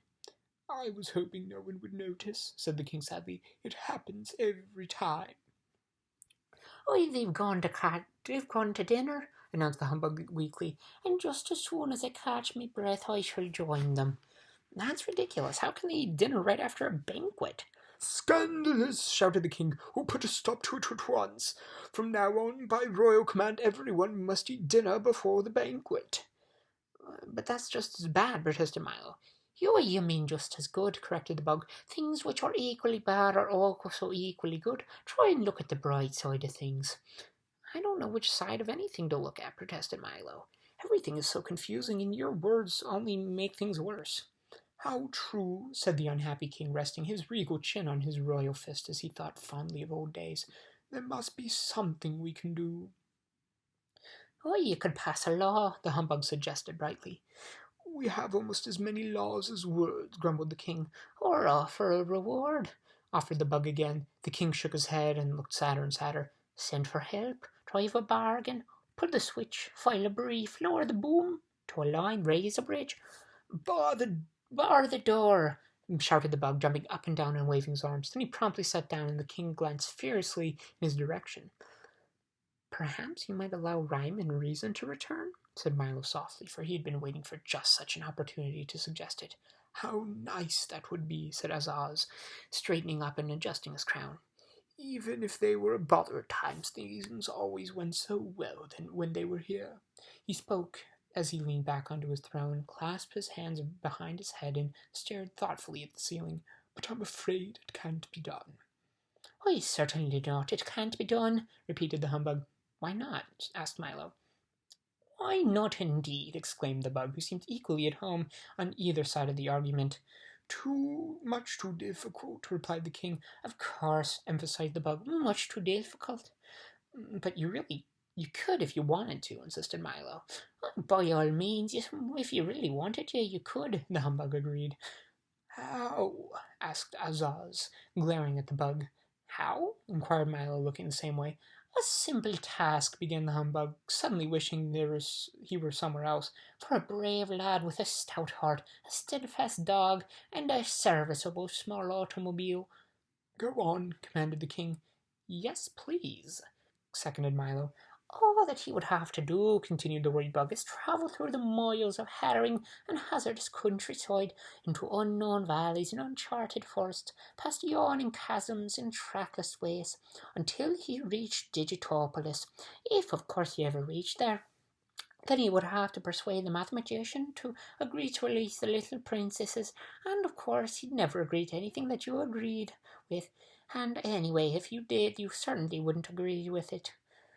From there it's a simple matter of entering the mountains of ignorance, full of perilous pitfalls and ominous overtones, a land which many venture but few return, and those evil demons slither slowly from peak to peak in search of prey. Then an effortless climb up 2,000-step circular stairway without railings, in a high-winded night, for in those mountains it's always night, to the castle in the air. He paused momentarily for breath and then began again. After a pleasant chat with the princesses, all that remains is a leisurely ride back through those chaotic crags whose frightening fiends have sworn to tear any intruder limb from limb and devour him down from the belt buckle. And finally, after the long ride back, a triumphal parade, of course, if there's anything left to parade, followed by hot chocolate and cookies for everyone. The humbug bowed and sat down once again, very pleased with himself. I never realized it would be so simple, said the king, stroking his beard, smiling broadly. Quite simple indeed, concurred the bug. Sounds dangerous to me, said Milo. Most dangerous, mumbled the humbug, still trying to be in agreement with everyone. Who will make the journey? Asked Tok, who had been listening very carefully to the humbug's description.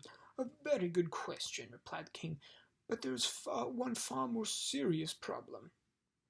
What is it? Asked Milo, who was very unhappy at the turn of conversation.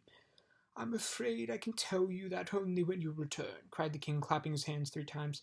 As he did so, the waiters rushed back into the room and quickly cleared away all the dishes, the silver, the tablecloth, the table, the chairs, the banquet hall, and the palace, leaving them all suddenly standing in the middle of the marketplace. Of course you realize I would make the trip myself, continued Azaz, striding back across the square as if nothing had happened. But since it was your idea, you shall have all the honor and fame. But you see, began Milo. Dictionopolis will always be grateful, my boy, interrupted the king, throwing round one arm around Milo and patting Tok with the other. You will face many dangers on your journey, but fear not, for I have brought you this for your protection. He drew from inside his cape a small heavy box about the size of a schoolbook and handed it ceremoniously to Milo. In this box are all the words I know, he said. Most of them you will never need, some you will use constantly. But with them you may ask all the questions which have never been answered, and answer all the questions which have never been asked. All the great books of the past and all the ones yet to come are made with these words. With them there is no obstacle you cannot overcome. All you must do is learn to use them well and in the right places. Milo accepted the gift with thanks, and the little group walked over to the car, still packed on the edge of the square. You will, of course, need a guide, said the king, and since he knows the obstacles so well, the humbug has cheerfully volunteered to accompany you. Now see here, cried the startled bug, for that was the last thing in the world he wanted to do. You will find him very dependable, brave, resourceful, and loyal, continued Azaz, and the humbug was so overcome by the flattery he quite forgot the object again. I'm sure he'll be great help, cried Milo as they drove across the square. I hope so, thought Tok to himself, for he was less sure. Good luck, do be careful, shouted the king, and down the road they went. Milo and Tok wondered what strange adventures lie ahead. The humbug speculated on how he'd ever become so involved with such a hazardous undertaking, and the crowd waved and cheered wildly, for they didn't care at all about anyone arriving. They were always pleased to see somebody go. Chapter 9. It's all in how you look at things. Soon all traces of Dictionopolis had vanished in the distance, and all those strange and unknown lands that lay between the kingdom of words and the kingdom of numbers stretched before them. It was late afternoon, and the dark orange sun floated heavily over the distant mountains. A friendly, cool breeze slapped playfully at the car, and the long shadows stretched out over the lazy trees and bushes. The open road, explained the humbug, breathing deeply, for now he seemed happily resigned to the trip. The spirit of adventure, the lure of the unknown, the thrill of the gallant quest, how grand indeed! Then, pleased with himself, he folded his arms back and left it at that. In a few more minutes they had left the countryside and driven into a dense forest. "This is the scenic route, straight ahead to the point of view," announced a rather large road sign, but contrary to its statement, all that could be seen were more trees. As the car rushed along, the trees grew thicker and taller and leafier until they'd just hidden the sky completely. The forest abruptly ended, and the road bent itself around a broad promontory. Stretching below, to the left and the right, and straight ahead as far as they could see, lay the rich green landscape through which they'd been traveling. "A remarkable view," announced the humbug, bouncing from the car as if he were responsible for the whole thing. "Isn't it beautiful?" gasped Milo. "Oh, I don't know," answered a strange voice. "It's all in the way you look at things." "I beg your pardon," said Milo, for he didn't see who had spoken. "It's all in the way you look at things," repeated the voice. Milo turned around and found himself staring at two very neatly polished brown shoes. Standing directly in front of him, if you can use the word standing for anyone suspended in midair, was another boy about his age whose feet were easily 3 feet off the ground. "For instance," continued the boy, "if you happen to like the deserts, you might not think this was beautiful at all." "That's true. Oh, that's true," said the humbug, who didn't like to contradict anyone whose feet were that far off the ground. "For instance," said the boy again, "if Christmas trees were people and people were Christmas trees, we'd all be chopped down, put up in living rooms and covered with tinsel, while the trees opened up presents." "What does that have to do with it?" asked Milo. "Nothing at all," he answered, "but it's an interesting possibility, don't you think?" "How do you manage to stand up there?" asked Milo, for this was a subject which most interested him. "I was about to ask this similar question," asked the boy, "for you must be much older than you look for standing on the ground." "What do you mean?" Milo asked. "Well," said the boy, "everyone in my family is in the air with his head in the eye. It's exactly going to be when he's an adult, and then we all grow down towards the ground. When we're fully grown up, you see, or grown down, our feet finally touch. Of course, there are a few of us whose feet never reach the ground no matter how old we get, but I suppose it's the same in every family." He hopped a few steps in the air, skipped back, and then began again. "You must certainly be very old to reach the ground already." "Oh no," Milo said, seriously. "In my family, we all start on the ground and grow up. We never know how far until we actually get there." "What a silly system." The boy laughed. "Then your heads keep changing its height and you always see things a different way. Why, when you're 15, things won't look the same way as they did when you were 10, and when you're 20, everything will change." "I suppose so," said Milo, for he had never really thought about the matter. "We always see things from the same angle," the boy replied. "It's much less trouble that way. Besides, it makes more sense to grow down and not up. When you're very young, you can never hurt yourself falling down if you're in midair, and you certainly can't get into trouble for scuffing up your shoes or marking the floor if there's nothing to scuff them on or the floor is 3 feet away." "That's very true," thought Tuck, who wondered how dogs in the family liked that arrangement. "But there are many other things to look at things," remarked the boy. "For instance, you had orange juice, boiled eggs, toast, and jam and milk for breakfast," he said, turning to Milo. "You are always worried about people wasting time," he said to Tuck. "You are almost never right about anything," he said, pointing at the humbug, "and when you are, it's usually an accident."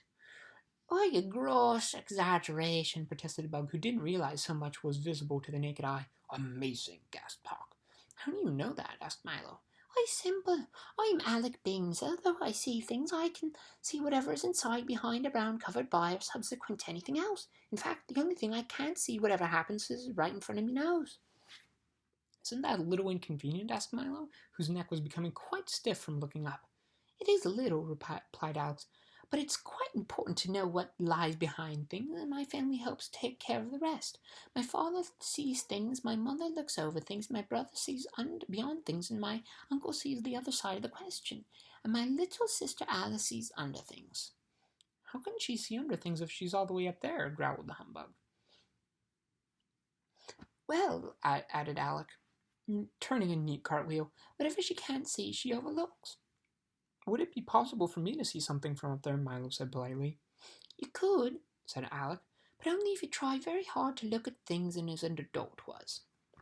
Milo tried very hard as he could, and as he did, his feet floated slowly off the ground until he was standing in the air next to Alec Bings. He looked around very quickly, and an instant later crashed back to earth again. Interesting, wasn't it? Asked Alec. Yes, it was. Yes, it was, agreed Milo, rubbing his head and dusting himself off. But I think I'll continue to see things as a child. I'm not so far to fall. A wise decision, at least for the time being, said Alec. Everyone should have his own point of view. Oh, isn't this everyone's point of view? Asked Tock, looking around curiously. Of course not, replied Alec, sitting himself down on nothing. It's only mine, and you certainly can't always look at things from someone else's point of view. For instance, from here, look, that looks like a bucket of water, he said, pointing to a bucket of water. But from an ant's point of view, it's a vast ocean. From an elephant's trunk, it's just a cool drink, and to a fish, of course, it's home. So, you see, the way you see things depends a great deal on where you look at them. Now, come along, and I'll show you the rest of the forest. He ran quickly through the air, stopping occasionally to beckon Milo, Tock, and the humbug along, and as they followed, as well as anyone who had to stay on the road cold ground could. Does everyone here grow the way you do? Puffed Milo when he caught up. Almost everyone, replied Alec, and then stopped a moment and thought, now and then someone does begin to grow differently. Instead of down, his feet grow up towards the sky. But we do our best to discourage awkward things like that. What happens to them? Insisted Milo. Oddly enough, they grow 10 times the size of everyone else, said Alec thoughtfully, and I've heard that they walk among the stars. And with that, they skipped off again towards the waiting woods. Chapter 10.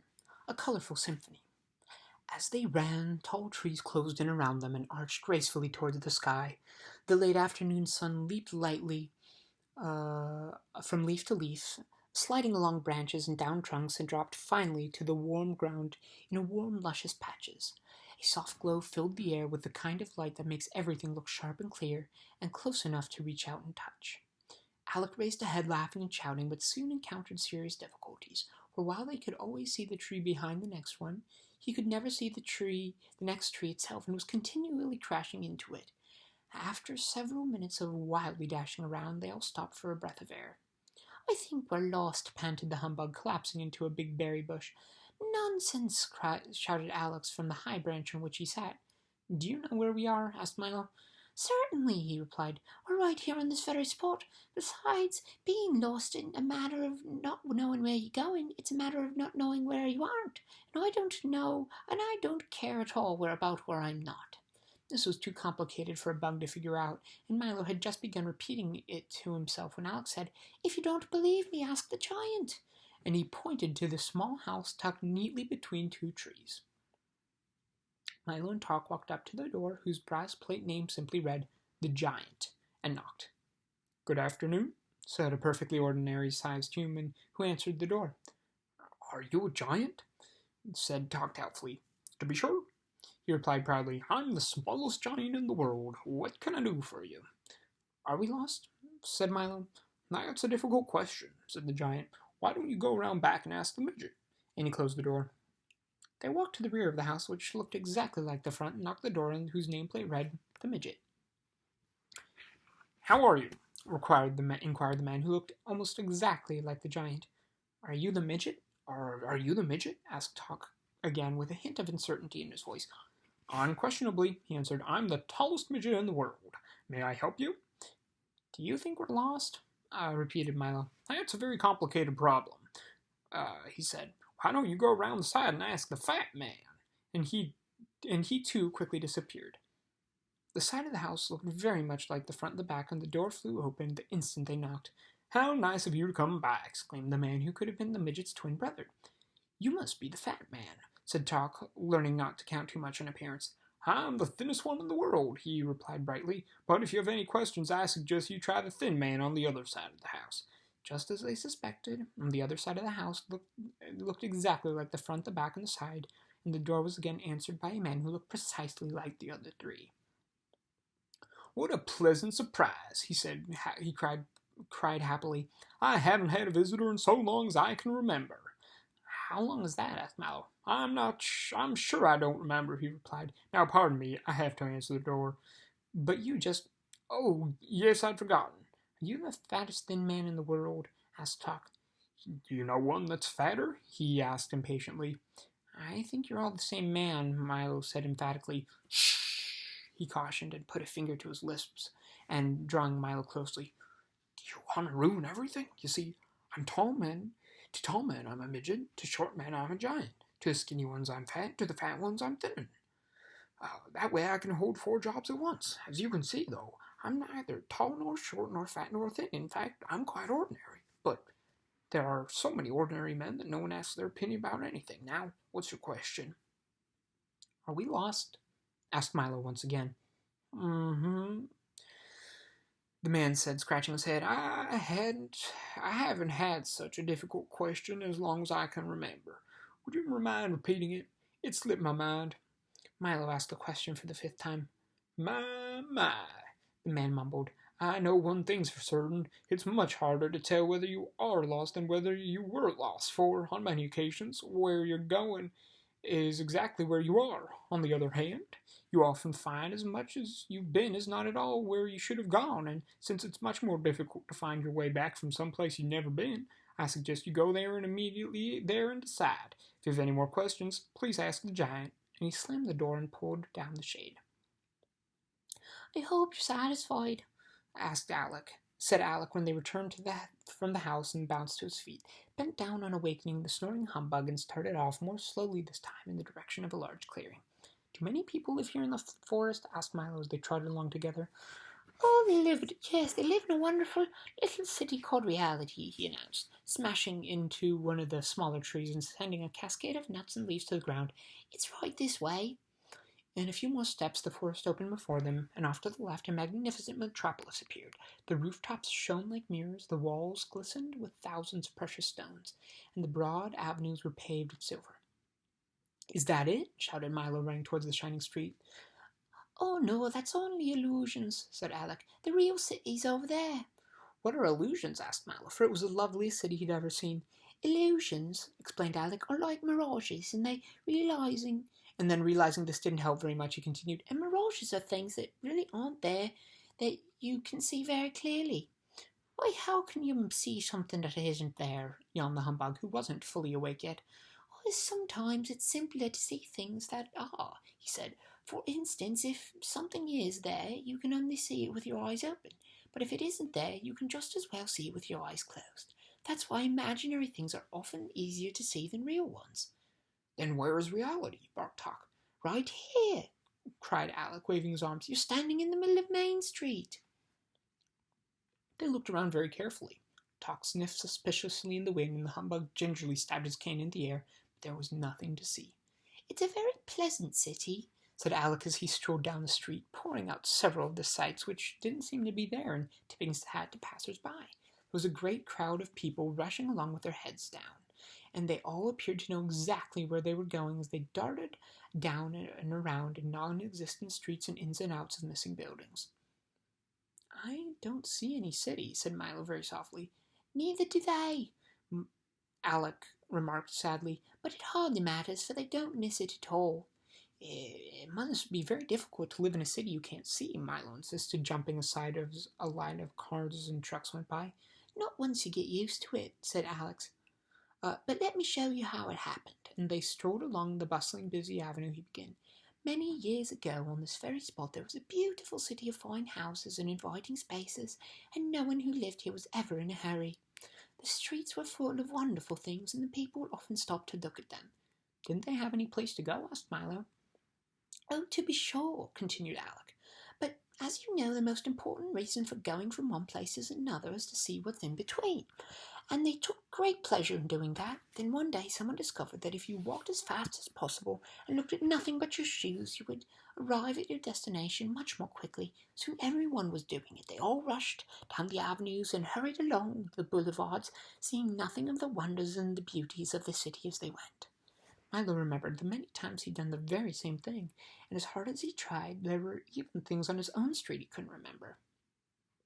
No one paid any attention to how things looked, and as they moved faster and faster, everything grew uglier and dirtier, and as everything grew uglier and dirtier, they moved faster and faster, and at last a very strange thing began to happen. Because nobody cared, the city slowly began to disappear. Day by day, the buildings grew fainter and fainter, and the streets faded away, until at the last it was entirely invisible. There was nothing to see at all. "Oi, what did they do?" the humbug inquired, suddenly taking an interest in things. "Nothing at all," continued Alec. "They went right on living just as they'd always done, in the houses they could no longer see, on the streets which had vanished, because nobody had noticed a thing, and that's the way they've lived to this very day." "Hasn't anyone told them?" asked Milo. "It doesn't do any good," Alec replied, "for they can never see what they're in too much of a hurry to look at." Why don't they live in illusion?" suggested Humbug. "It's much prettier." "Oh, many of them do," he answered, walking in the direction of the forest once again. "But it's just as bad to live in a place where what you do see isn't there, as to live in one place where it's just as bad to live in a place where what you do see isn't there, as it is to live in one where what you don't see is." "Perhaps someday you can have one city as easy to see as illusions and as hard to forget as reality," Milo remarked. "That will happen only when you bring back rhyme and reason," said Alec, smiling, for as if he had seen right through Milo's plans. "Now let's hurry or we'll miss the evening concert." They followed him quickly up the flight of steps, which couldn't be seen, and followed through a door which didn't exist. In a moment they had left reality, which is sometimes a hard thing to tell, and stood in a completely different part of the forest. The sun was dropping slowly from sight, and stripes of purple and orange and crimson and gold piled themselves on top of the distant hills. The last shafts of light waited patiently for the flights of wrens to find their way home, and a group of ancient stars had already taken their places. "Here we are!" cried Alec, and with a sweep of his arm pointed toward an enormous symphony orchestra. "Isn't it a grand sight?" There were at least 1,000 musicians ranged in a great arc before them. To the left and the right were violins and cellos whose bows moved in great waves, and behind them, in numberless profusion, the piccolos, flutes, clarinets, oboes, bassoons, horns, trumpets, trombones, and tubas were all playing at once. In the very rear, so far away that they could hardly be seen, were the percussion instruments, and lastly, in a long line up one side of a steep slope, were the solemn bass fiddles. On a high podium in front stood the conductor, a tall, gaunt man with dark, deep-set eyes, and a thin mouth carefully placed between a long-pointed nose and his long-pointed chin. He used no baton, but conducted large, sweeping movements which seemed to start at his toes and work slowly up through his body, along his slender arms, and would finally end at his graceful fingertips. "I don't hear any music," said Milo. "That's right," said Alec. "You don't listen to the concert, you watch it. Now pay attention." As the conductor waved his arms, he molded the air like handfuls of soft clay, and the musicians carefully followed his every direction. "What are they playing?" asked Tock, looking up inquisitively at Alec. "The sunset, of course. They play it every evening about this time." "They do?" Milo asked quizzically. "Naturally," answered Alec. "And they also play morning, noon, and night, when of course it's morning, noon, or night. Why, there wouldn't be anything in color in this world unless they played it. Each instrument plays a different note," he explained, and then depending, of course, on what season it is and how's the weather to be, and the conductor chooses a score and directs the day. But watch, the sun is almost set, and in a moment you can ask Chroma himself." The last colors slowly faded from the western sky, and as they did, one by one, the instruments stopped, until only the bass fiddles in their somber, slow movement were left to play the night, and a single set of silver bells brightened the constellations. The conductor let his arms fall limply to his sides and stood quite still as the darkness claimed the forest. "That was a very beautiful sunset," said Milo, walking to the podium. And reaching down, the speaker picked Milo off the ground and set him on the music stand. "I am Groma the Great," he continued, gesturing broadly with his hand. "Conductor of color, maestro of pigments, and director of the entire spectrum." "Do you play all day long?" asked Milo when he had introduced himself. "Ah, yes, all day, every day," he sang out, and then pirouetted gracefully around the platform. "I only rest at night, and even then they play hard." "What would happen if you stopped?" asked Mallow, who didn't quite believe that color happened that way. "See for yourself," roared Chroma, and he raised both hands high over his head.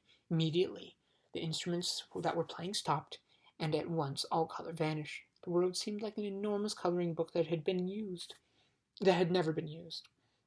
Everything appeared in simple black outlines and looked as if someone with a set of paints the size of a house and brush and as wide could stay happily occupied for years.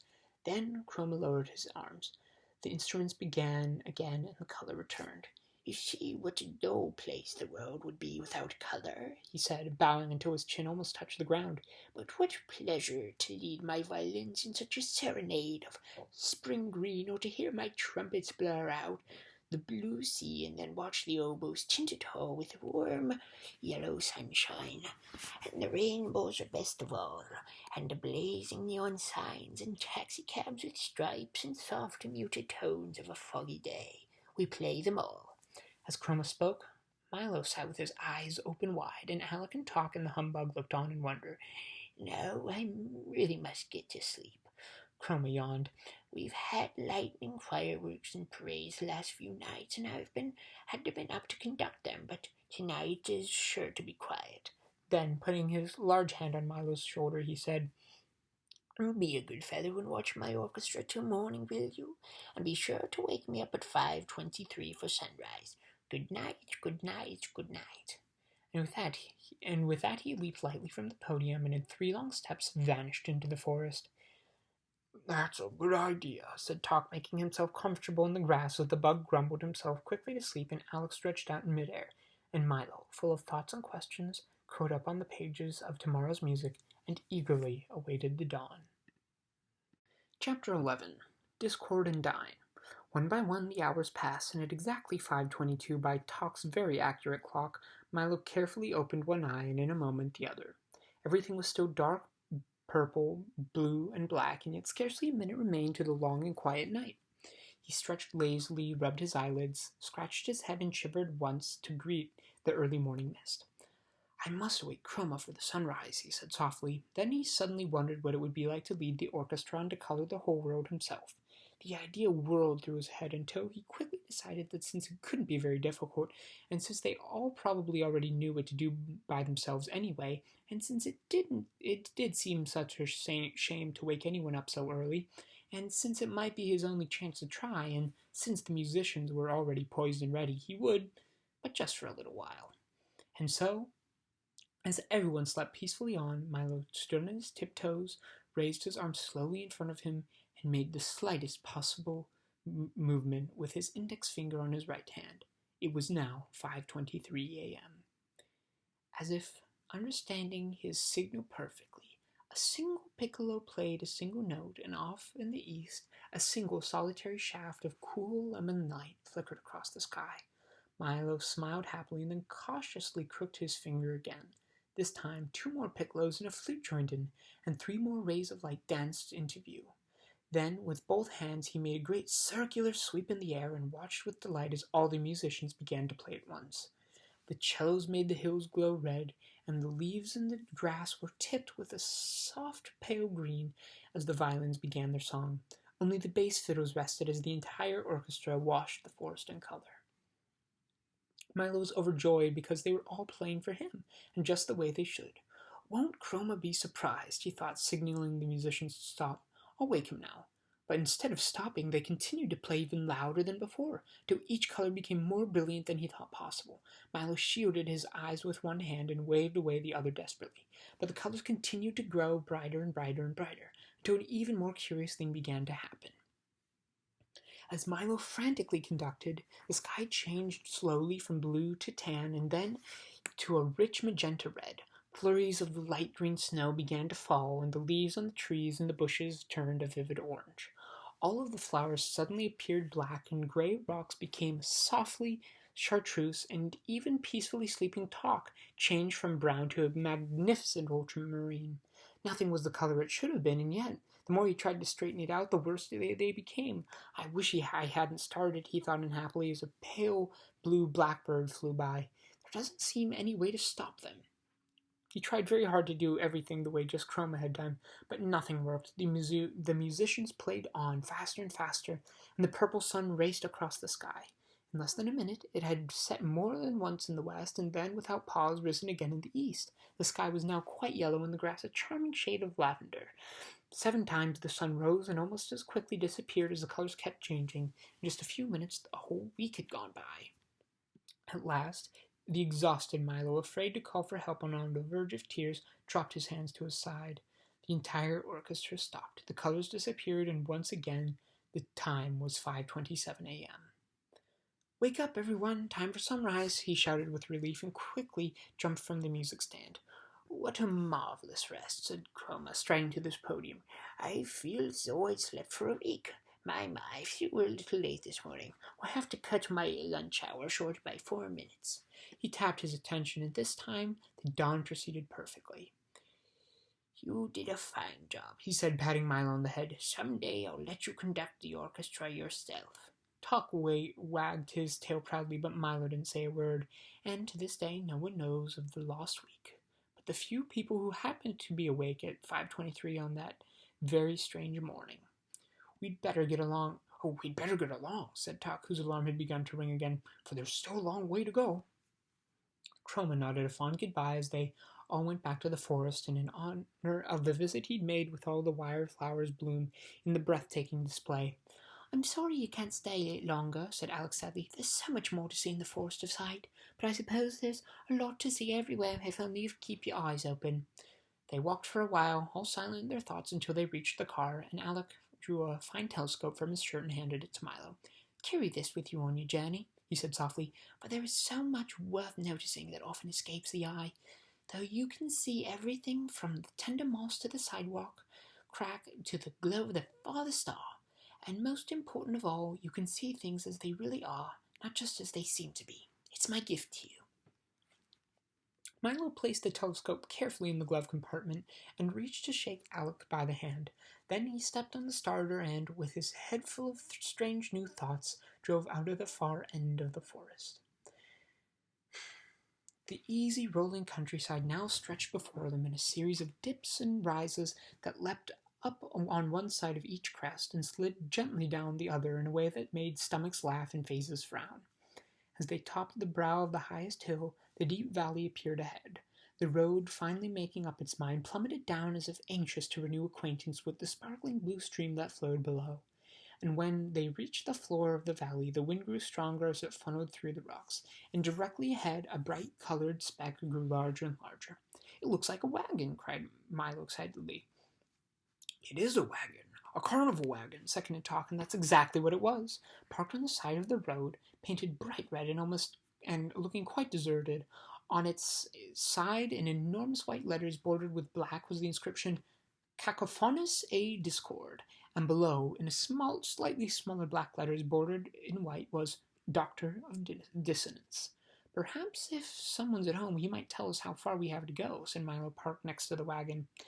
He tiptoed timidly up the 3 wooden steps to the door, tapped lightly, and leapt it back in fright, for the moment he knocked there was a terrible crash from inside the wagon that sounded as if a whole set of dishes had been dropped hard on a stone floor. At the same time, the door flew open, and from the dark interior a hoarse voice inquired, "Have you ever heard a whole set of dishes drop from the ceiling onto the hard stone floor?" Milo, who had tumbled back on the steps, sat up quickly, and while Talk and the humbug rushed from the car to see what had happened. "Well, have you?" insisted the voice, which was so raspy that it made you want to clear your throat. "Not until just now," replied Milo, getting to his feet. "Ha! I thought not," said the voice happily. "Have you ever heard an ant wearing fur slippers walk across a thick wool carpet?" And just before he could answer, he went on his strange croaking way. "Well, don't just stand there in the cold. Come in. It's lucky you happened by. None of you looks well." A faint glow of a ceiling lamp dimly illuminated the wagon as they cautiously stepped inside. Talk first, eager to defend against all dangers. Milo next, frightened but curious, and the humbug last, ready for at any moment to run for his life. That's right. Now let's have a look at you, he said. Very bad, a serious case. The dusty wagon was lined with shelves full of curious boxes and jars of a kind found in an old apothecary shops. It looked as if though it hadn't been swept out in years. Bits and pieces of equipment lay strewn all over the floor, and at the rear was a heavy wooden table covered with books, bottles, and bric-a-brac. Have you ever heard a blindfold octopus unwrap a cellophane-covered bathtub? He inquired again as the air was filled with loud crinkling and snapping sounds. Sitting on the table, but busily mixing and measuring, was the man who had invited them in. He was wearing a long white coat with a stethoscope around his neck and a small round mirror attached to his forehead. And the only thing really noticeable about him were his tiny mustache and his enormous ears, each of which was fully as large as his head. "Are you a doctor?" asked Milo, trying to feel as well as possible. I am cacophonous discord, doctor of dissonance, roared the man, and as he spoke several small explosions, and a grinding crash were heard. "What does the A stand for?" What does the A stand for? Stammered the nervous bug, too frightened to move. As loud as possible, bellowed the doctor, and two screeches and a bump accompanied his response. Now, step a little closer and stick out your tongues. Just as I expected, he continued, opening a large dusty book and thumbing through the pages. You're suffering from a severe lack of noise. He began to jump around the wagon, snatching bottles from the shelves until he had a large assortment in various colors and sizes collected at one end of the table. All were neatly labeled: loud cries, soft cries, bangs, bongs, smashes, crashes, swishes, swooshes, snaps and crackles, whistles and gongs, squeaks, squawks, and miscellaneous uproar. After pouring a little of each into a large glass beaker, he stirred the mixture thoroughly with a wooden spoon, watching intently as it smoked and steamed and bubbled and boiled. "Be ready in just a moment," he explained, rubbing his hands. Milo had never seen such an unpleasant-looking medicine and wasn't at all anxious to try. "Just what kind of doctor are you?" he asked suspiciously. "Well, you might say I'm a specialist," said the doctor. "I specialize in noise of all kinds, from the loudest to the softest, from the slightly annoying to the terribly unpleasant. For instance, have you ever heard a square-wheeled steamroller ride over a street full of hard-boiled eggs?" he asked. And he did. All of could be heard were loud crunching sounds. "But who would want all those terrible noises?" asked Milo, holding his ears. "Everyone does," said the surprised doctor. "They're very popular nowadays. I'm kept so busy I can hardly fill the orders for noise pills, racket lotion, clamor salve, and Hubbard tonic. That's all people seem to want these days." He stirred the beaker of liquid a few times more, and then, as the steam cleared, he continued. "Business wasn't always so good. Years ago, everyone wanted pleasant sounds, and except for a few orders during wars and earthquakes, things were very bad. But then this big city were built, and then they need a great need for honking horns, screeching trains, clanging bells, deafening sounds, piercing shrieks, gurgling drains, and the rest of those woefully unpleasant sounds that we hear so much today. Without them, people would be unhappy. So I make sure they get as much as they want. Why, if you take a little of my medicine every day, you never have to hear a beautiful sound again. Here, try some." "If it's all the same to you, I'd rather not," said the humbug, backing away to the far corner of the wagon. I don't want to be cured of beautiful sounds," insisted Milo. "Besides," growled Tuck, who decided he didn't very much like Dr. Discord, "there's no such illness as a lack of noise." "Of course not," replied the doctor, pouring himself a small glass of the liquid. That's what makes it so difficult to cure. I only treat illnesses that don't exist. That way, if I can't cure them, there's no harm done. Just one of the precautions of the trade," he concluded, and seeing as there was no one about to take his medicine, he again reached toward the shelf, removed a dark amber bottle, and dusted it carefully, and placed it on the table in front of him.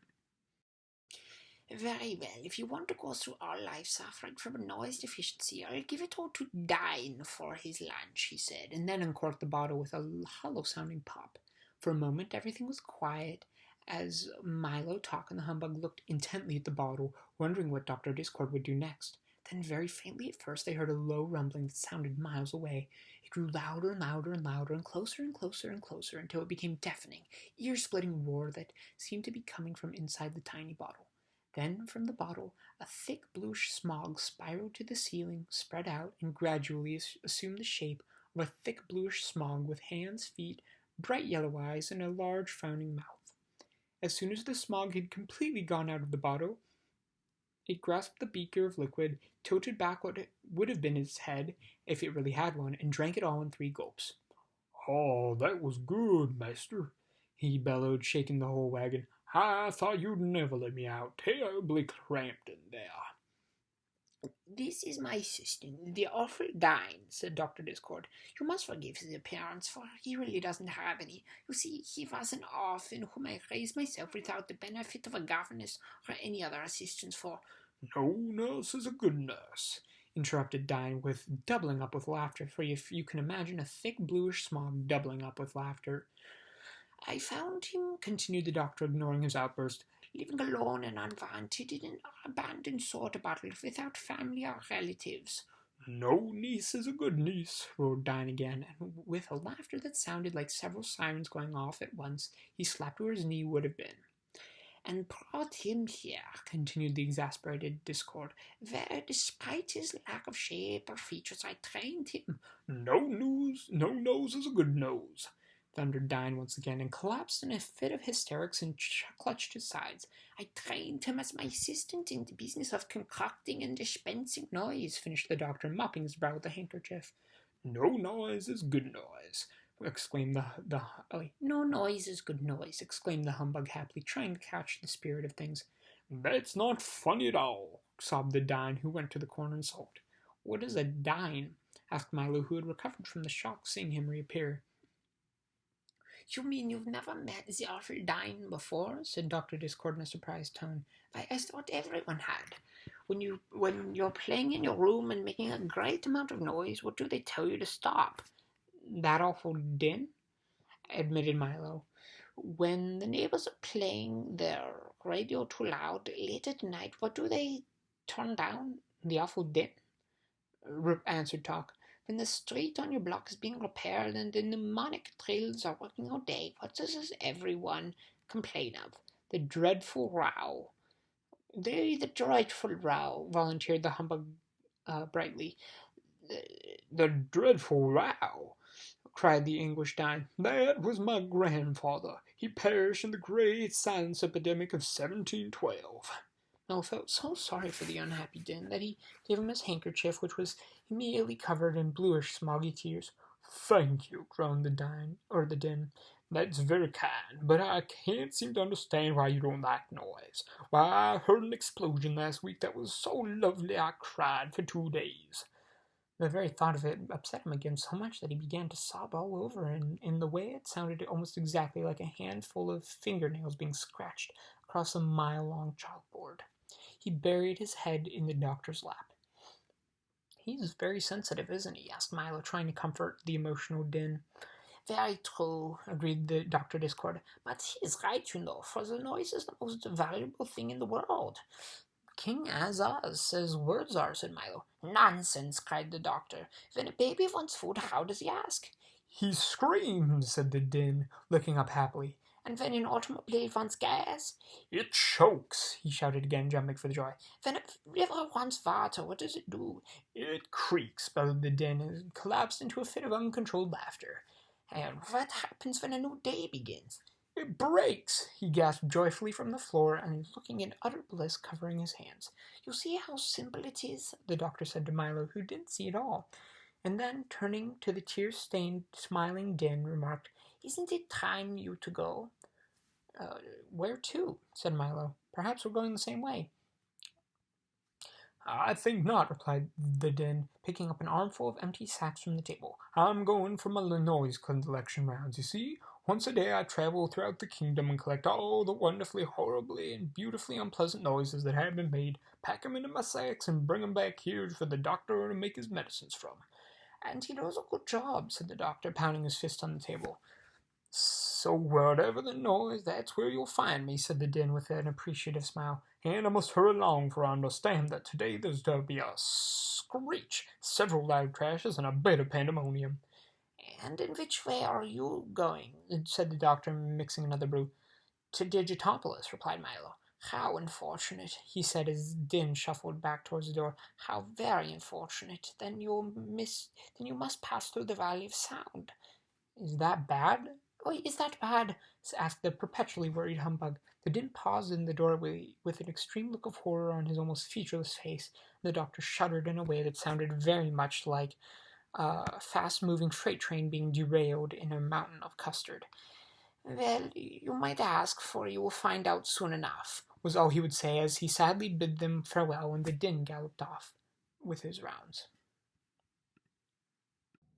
Chapter 12. The Silent Valley.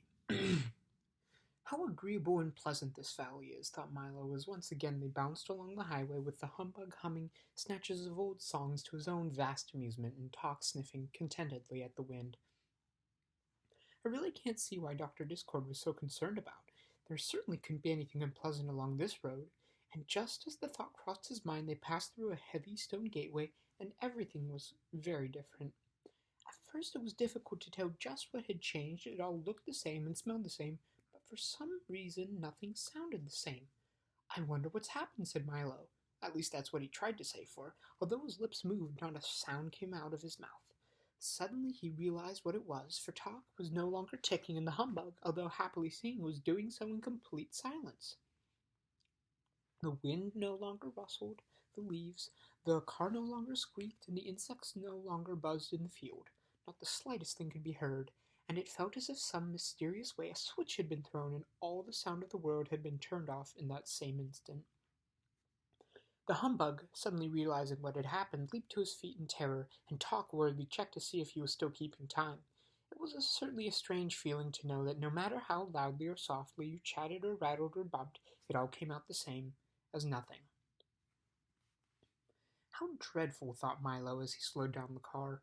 All three of them began to talk and shout at once with absolutely no result until, hardly noticing where they were going, they had driven into the midst of a large crowd of people marching along the road. Some of them were singing at the top of their non-existent voices, and others were carrying large signs which proclaimed, "Down with the silence, all quiet is no diet. It's laudable to be audible. More sound for all." And one enormous banner stated simply, "Hear, hear." Except for those and the big brass cannon being pulled along behind, they all looked very much like the residents of any other small town to which you've never been. When the car had stopped, one of them held up a placard which said, "Welcome to the Valley of Sound," and the others cheered as loudly as possible, which was not very loud at all. "Have you come to help us?" asked another, stepping forward with his question. "Please," added a third. Milo tried desperately to say who he was and where he was going, but to no avail. As he did, 4 more placards announced, "Look carefully, and we will tell you of our terrible misfortune." And while 2 of them held up a large blackboard, a third, writing as fast as he could, explained why there was nothing in quiet but quiet in the Valley of Sound. At a place in the valley not far from here, he began, where the echoes used to gather and the winds came to rest, there was a great stone fortress, and in it lived the Sound Keeper who rules this land. When the old King of Wisdom drove the demons into the distant mountains, he appointed her guardian of all sounds and noises past, present, and future. For years she ruled as a wise and beloved monarch, each morning at sunrise releasing the new day sounds to be borne by the winds throughout the kingdom, and each night at moonset gathering in the old sounds to be catalogued and filed in the vast storage vaults below. The writer paused for a moment to mop his brow, and then, since the blackboard was full, erased it completely and continued anew from the top. She was generous to a fault, and provided us all with a sound we could possibly use, for singing as we worked, for bubbling pots of stew, for the chop of an axe, the crash of a tree, for the creak of a hinge and the hoot of an owl, for the squish of a shoe in the mud and the friendly tapping of rain on the roof, and for the sweet music of pipes and sharp snap of winter ice cracking on the ground. He paused again as a tear longingly rolled from his cheek to lip with the sweet salty taste of an old memory. And all these sounds, when once used, would be carefully placed in alphabetical order and neatly kept for future reference. Everyone lived in peace, and the valley flourished as the happy home of sound. But then things began to change. Slowly at first, and then in a rush, more people came to settle here and brought with them the new ways and new sound, some very beautiful and some less so. But everyone was so busy with the things that they had done that they scarcely had time to listen at all. And, as you know, a sound which is not heard disappears forever and is not to be found again. People laughed less and grumbled more, sang less and shouted more, and the sounds they made grew louder and uglier. It became difficult to hear even the birds or the breeze, and soon everyone stopped listening for them. He again cleared the chalkboard, as the humbug choked back a sob and continued writing. The soundkeeper grew worried and disconsolate. Each day there were fewer sounds to be collected, and most of those were hardly worth keeping. Many people thought it was the weather, and others blamed the moon, but the general consensus of opinion was that the trouble began at the same time that rhyme and reason were banished. But no matter what the cause, no one knew what to do. Then one day Dr. Discord appeared in the valley with his wagon of medicines and the bluish, smoggy din. He made a thorough examination and promised to hear everyone of everything, and the soundkeeper let him try. He gave several bad-tasting spoonfuls of medicine to every adult and child, and it worked, but not really as expected, for he cured everybody of everything but noise. The soundkeeper became furious, and she chased him from the valley forever and issued the following decree. From this day forward, the Valley of Sound shall be silent. Since sound is no longer appreciated, I hereby abolish it. Please return all unused amounts to the fortress immediately. And that's the way it has been ever since, he continued sadly. There's nothing we can do to change it, and each day new hardships are reported. A small man with his arm full of letters and messages pushed throughout the crowd and offered them to Milo. Milo took one which read, sorry, I think I got to sneeze. No? Okay, cool. Milo took one which read, Dear Soundkeeper, we had a thunderstorm last week and the thunder still hasn't arrived. How long should we wait? Yours truly, a friend. Then he took a telegram which stated, Band concert, great success, stop. When may we expect the music? Stop. Now you see, continued the writer, why you must help us attack the fortress and free sound. What can I do? Wrote Milo. You must visit the soundkeeper and bring from the fortress one sound, no matter how small, with which to load our cannon. For if we can reach the walls with the slightest noise, they will collapse and free the rest. It won't be easy, for she is hard to deceive, but you must try. Milo thought for a moment, and then, with a resolute I shall, volunteered to go. Within a few minutes he stood bravely at the fortress door. Knock, knock, he wrote neatly on a piece of paper which was pushed under the crack.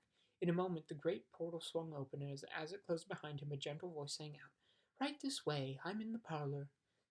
Can I talk now? Cried Milo, happily hearing his own voice again. Yes, but only in here, she replied softly. Now do come into the parlor. Milo walked slowly down the long hallway and into the little room which the soundkeeper sat, listening intently in an enormous radio set whose switches, dials, knobs, meters, speakers covered one whole wall, and which at the moment played nothing. Isn't that lovely? She sighed. It's my favorite program, 15 minutes of silence, and then after that there's a half-hour of quiet and then an interlude of lull. Why, did you know that there's almost as much kinds of stillness as there are sound, but sadly enough no one pays any attention to them these days. Have you ever heard the wonderful silence just before dawn, she inquired, or the quiet and calm just as the storm ends?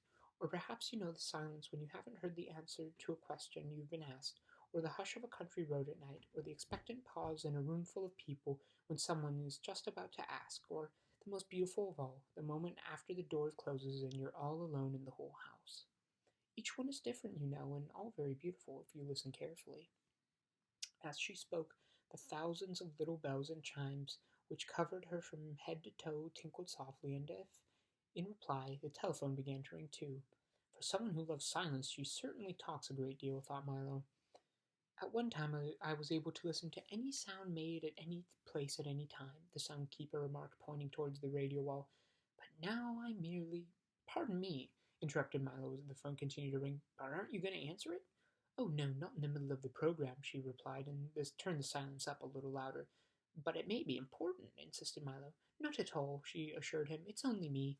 It gets so lonely round here with no sounds to distribute or collect that I call myself 7 or 8 times a day just to see how I am. How are you? He asked politely. Not very well, I'm afraid. You see, I have a touch of static, she complained. But what brings you here? Of course, you've come to tour the vaults. Well, They're usually open to the public only on Mondays from 2 to 4, but since you've traveled so far, we'll have to make an exception. Follow me, please." She quickly bounced to her feet with a chorus of jingles and chimes and started down the hallway. "Don't you love jingles and chimes?" "I do," she answered quickly. Uh, Besides, they're very convenient, for when I'm always getting lost in this big fortress, and I always have to do is listen for them, and I know exactly where I am." She entered a tiny cage-like elevator and traveled down fully 3/4 of a minute, stopping finally in an immense vault whose long list of file drawers and storage bins stretched in all directions from where here began to where there ended, and from the floor to the ceiling. "Every sound that's ever been made in history is kept here," said the soundkeeper, skipping down one of the corridors with Milo in hand. "For instance, look here." She opened up one of the drawers and put out a small brown envelope. "This is the exact tune George Washington whistled when he crossed the Delaware on that icy night in 1777. Milo peered into the envelope, and sure enough, that's exactly what was in it. "But why do you collect all of them?" he asked as he closed the drawer. "If we didn't collect them," said the soundkeeper as they continued to stroll through the vault, "the air would be so full of old sounds, and the noises bouncing around and bumping into things. It would be so terribly confusing because you'd never know whether you were listening to an old one or a new one. Besides, I do like to collect things, and there are even more sounds than almost anything else. Why, I have everything here from the buzz of a mosquito to a million years ago what your mother said to you this morning, and if you'll come back here in 2 days, I'll tell you what she says tomorrow. It's really very simple. Let me show you. Say a word. Any word." "Hello," said Milo, for it was all he could think of. "Now, where do you think it went?" she asked with a smile. "I don't know," said Milo, shrugging his shoulders. "I always thought that most people do," she hummed, peering down one of the corridors. "Now, let me see. First we find the cabinet with today's sounds. Ah, here it is. Then we look under G for greetings, then M under Milo, and here it is already in an envelope. You see? The whole system is quite automatic. It's a shame we hardly use it anymore." "That's wonderful," gasped Milo. "May I have one little sound as a souvenir?" "Certainly," she said with pride, and then, immediately thinking better of it, added, "not. And don't try to take one because it's strictly against the rules." Milo was crestfallen. He had no idea how to steal a sound, even the smallest one, for the soundkeeper always at least had one eye carefully focused on him. "Now for a look at the workshop," she cried, whisking him through another door and into a large abandoned laboratory full of old pieces of equipment all untended and rusting. "This is where we used to invent the sounds," she said wistfully. "Do they have to be invented?" asked Milo, who seemed just as surprised at almost everything she told him. "I thought they were. No one realizes how much trouble we go through to make them," she complained. "Why, at one time the shop was crowded and busy from morning to night. But how do you invent a sound?" Milo inquired. "Oh, it's very easy," she said. "First you must decide exactly what the sound looks like, for each sound has its own shape and size. Then you make some of them here in the shop and grind each one 3 times into an invisible powder and throw a little piece of them each into the air every time you need it." "But I've never seen a sound," Milo insisted. "You never see them out there," she said, waving her arm in the general direction of everywhere, "except every once in a while on a very cold morning when they freeze. But here we see them all the time. Here, let me show you." She picked up a padded stick and struck a nearby bass drum 6 times. 6 large, woolly, fluffy cotton balls, each about 2 feet across, rolled silently out onto the floor. "You see," she said, putting some of them into a large grinder. "Now listen." She took out a pinch of the invisible powder and threw it into the air with a boom, boom, boom, boom. "Do you know what a hand clap looks like?" Milo shook his head. "Try it," she commanded. He clapped his hands once, and a single sheet of clean white paper fluttered to the floor. He tried it 3 more times, and 3 more sheets of paper did the very same thing. Then he applauded as fast as he could, and a great cascade of papers filled the air. "Isn't that simple? And it's all the same for all sounds. If you think about it, you'll soon know what each one looks like. Take laughter, for instance," she said, and laughing brightly, and 1,000 tiny, brightly colored bubbles flew into the air and popped noiselessly. "Or speech," she continued. "Some of it is light and airy, some of it sharp and pointed, but most of it, I'm afraid, is just heavy and dull." "How about music?" said Milo excitedly. "Right over here. We weave it on our looms, symphonies of the large, beautiful carpets, with all the rhythm and melodies woven in. Concertos are the tapestries, and all the other bolts of cloth are serenades, waltzes, overtures, and rhapsodies. And we also have some songs that you often sing," she cried, and holding up a handful of brightly colored handkerchiefs. She stopped for a moment and said sadly, We even had one section over there that did nothing but put the sound of the ocean into seashells. This was once such a happy place. Then why don't you make sound for everyone now? He shouted so eagerly that the soundkeeper leapt back in surprise. Don't shout, young man. If there's one thing we need more of around here, it's less noise. Now come with me and I'll tell you all about it. And put that down immediately. Her last remark was directed at Milo's efforts to stuff one of the large drum beats into his back pocket. They returned quickly to the parlor, and when the soundkeeper had settled herself onto a chair, carefully tuned the radio over to a special hour of hush, Milo asked his question once again in somewhat a lower voice. It doesn't make me happy to hold back the sounds, she began softly, for if we listen to them carefully, they can sometimes tell us far better off than words. But if that is so, asked Milo, and he had no doubt that it was, shouldn't you release them? Never, she cried. They just use them to make horrible noises which are ugly to see and worse to hear. I leave all that to Dr. Discord and that awful, awful din. But some noises are good sounds, aren't they? He insisted. That may be true, she replied stubbornly, but if they won't make the sounds like that, I won't make any. But, he started to say, and it got no further than that, for while he was about to say that he didn't think that was quite fair, a thought which the obstinate soundkeeper might not have taken kindly, he suddenly discovered the way he would carry his little sound around in the fortress. In the instant between saying the word and before it sailed off into the air, he clapped his lips shut, and the butt was trapped in his mouth, all made but not spoken. Well, I mustn't keep you all day, she said impatiently. Now, turn your pockets out so I can see that you didn't steal anything, and you can be on your way. When he had satisfied the soundkeeper, he nodded his farewell, for it would have been most impracticable to say thank you or good afternoon, and raced out the door. Chapter 13. Unfortunate Conclusions. With his mouth shut tight and his feet moving as fast as he thought he could make them, Milo ran all the way back to the car, where there was great excitement when he arrived, and his talk raced happily down the road to greet him. The humbug personally accepted all congratulations from the crowd. Where is this sound? Someone hastily scribbled on a backboard, and they all waited anxiously for the reply. Milo caught his breath, picked up the chalk, and explained simply, It's on the tip of my tongue. Several people excitedly threw their hats into the air, and some shouted what would have been a loud hurrah, and the rest pushed the heavy cannon into place. They aimed it directly at the thickest part of the fortress wall and packed it full of gunpowder. Milo stood on tiptoe, leaned over the cannon's mouth, and parted his lips. The small sound dropped silently into the bottom, and everything was ready. In another moment, the fuse was lit and sputtering. I hope no one gets hurt, thought Milo, and before he had time to think again, an immense cloud of gray and white smoke leapt from the gun, and along with it, that it was so hardly heard, came the sound of butt. It flew towards the wall for several seconds in a high, lazy arc, and then struck ever so lightly at just the right of the big door. For an instant there was an ominous stillness, quieter and more silent than ever before, and as if the air was even holding its breath. And then, almost immediately, there was a blasting, roaring, thundering smash, followed by crushing, shattering, bursting crash, as every stone in the fortress came toppling to the ground, and the vaults burst open, spilling the sounds of history into the wind.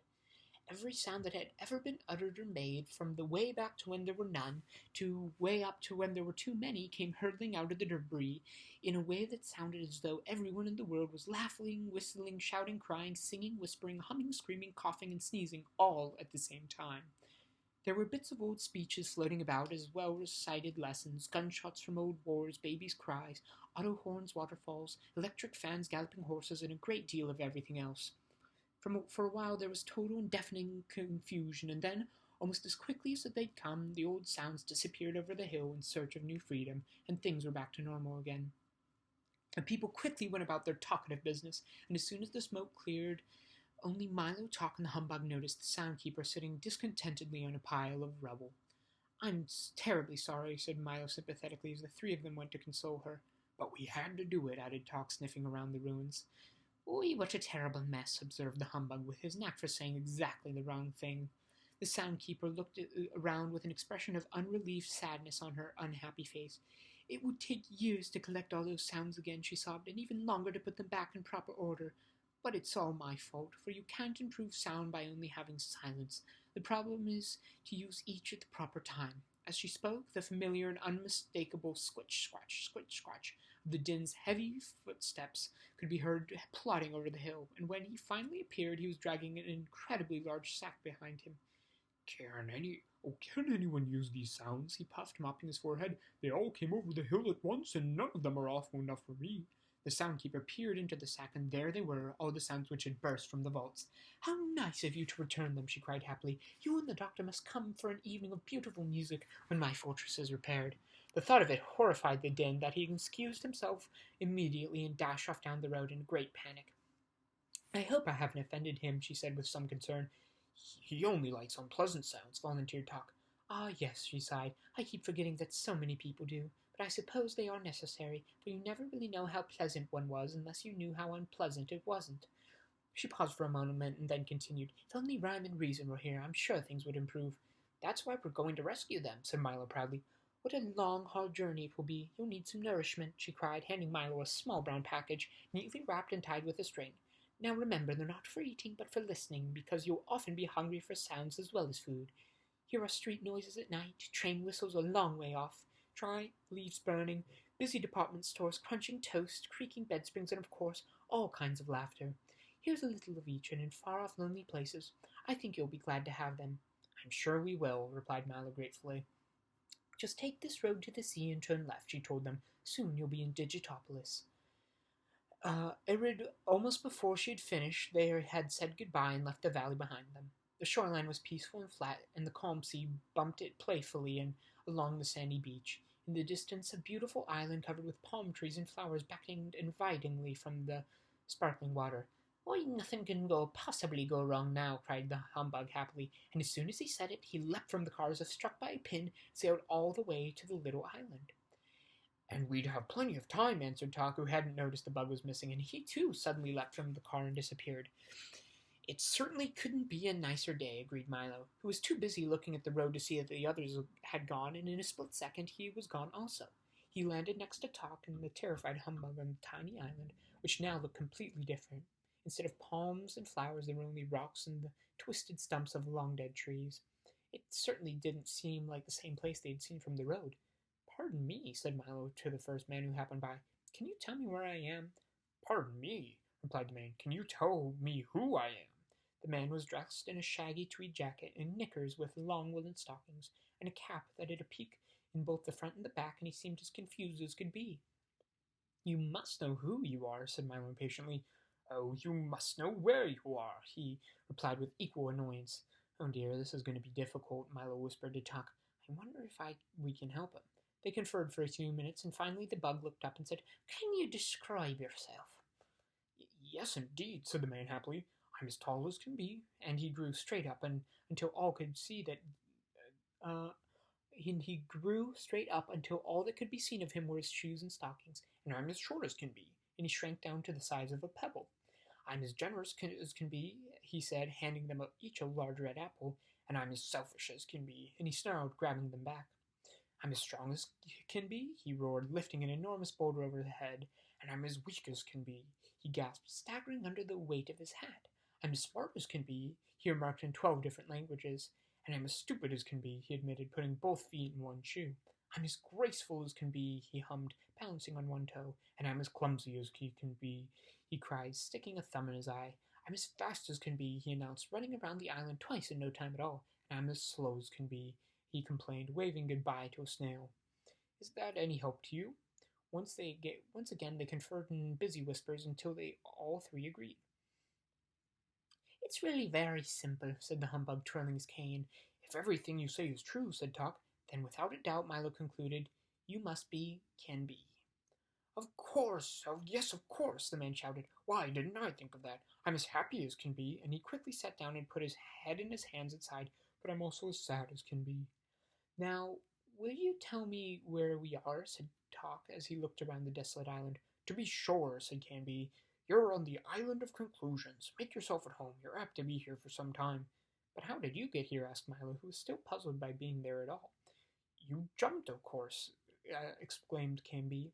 That's the way most people get here. It's really quite simple. Every time you decide something without having a good reason, you jump to conclusions whether you like it or not. It's such an easy trip that I've made here several hundreds of times. This is really an unpleasant-looking place, Milo remarked. Yes, that's true, admitted Canby. It does look much better from a distance.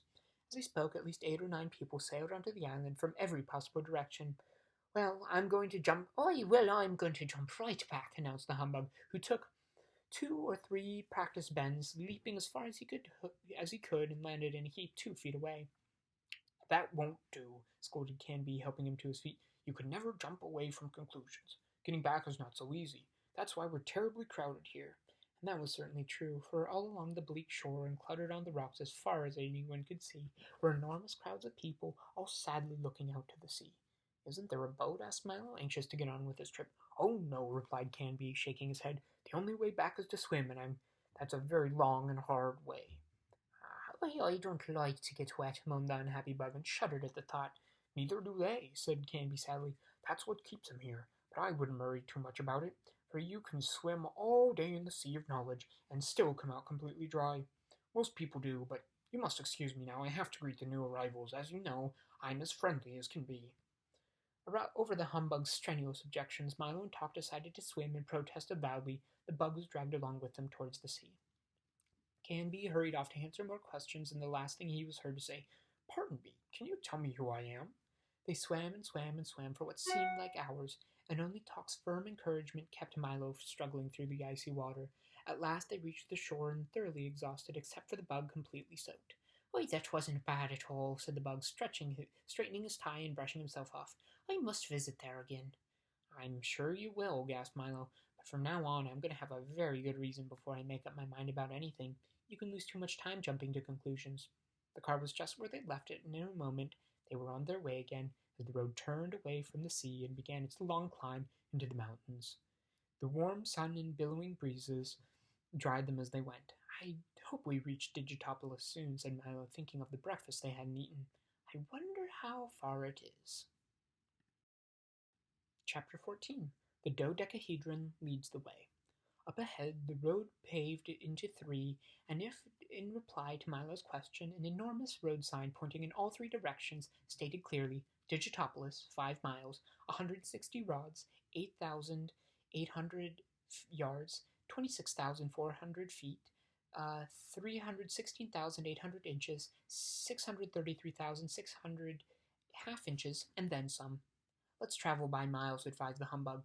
Why, let's travel by miles, advised the humbug. It's shorter. Let's travel by half inches, suggested Milo. It's quicker. But which road do we take? Asked Tock. It must make a difference. As they argued, the most peculiar little figure stepped nimbly out from behind the sign and approached them, talking all the while. Yes, indeed, it certainly does. Yes, why, it does make a difference, undoubtedly. He was constructed, for that's really the only way to describe him, of a large assortment of lines and angles connected together into one solid, many-sided shape, somewhat like a cube that's all had but its corners cut off, and then that had all its corners cut off again. For each of the edges was neatly labeled with a small letter, and each of the angles with a larger one. He wore a handsome beret on top, and peering intently from one of his several surfaces was a very serious man. Perhaps if you look at the picture, you know what I mean. When he reached the car, the figure doffed his cap and recited in a loud, clear voice, My angles are many, my sides are not few, I'm a dodecahedron, who are you?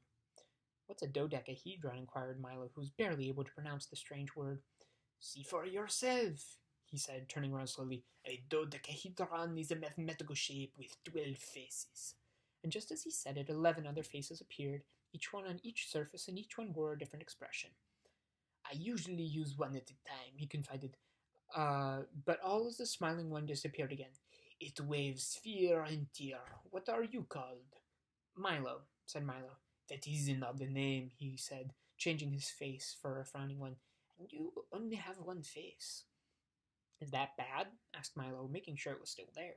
You soon wear it out for everything, replied the dodecahedron. Now I have one for smiling, one for laughing, one for crying, one for frowning, one for thinking, one for pouting, and 6 more besides.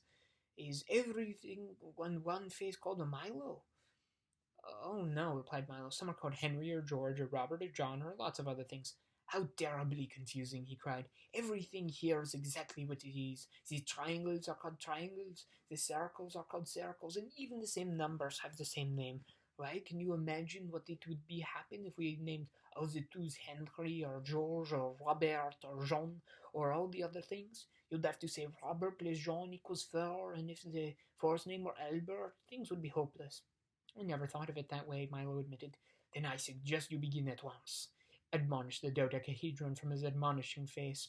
For here in Digitopolis everything is quite precise. Then perhaps you can tell us which road to take, said Milo.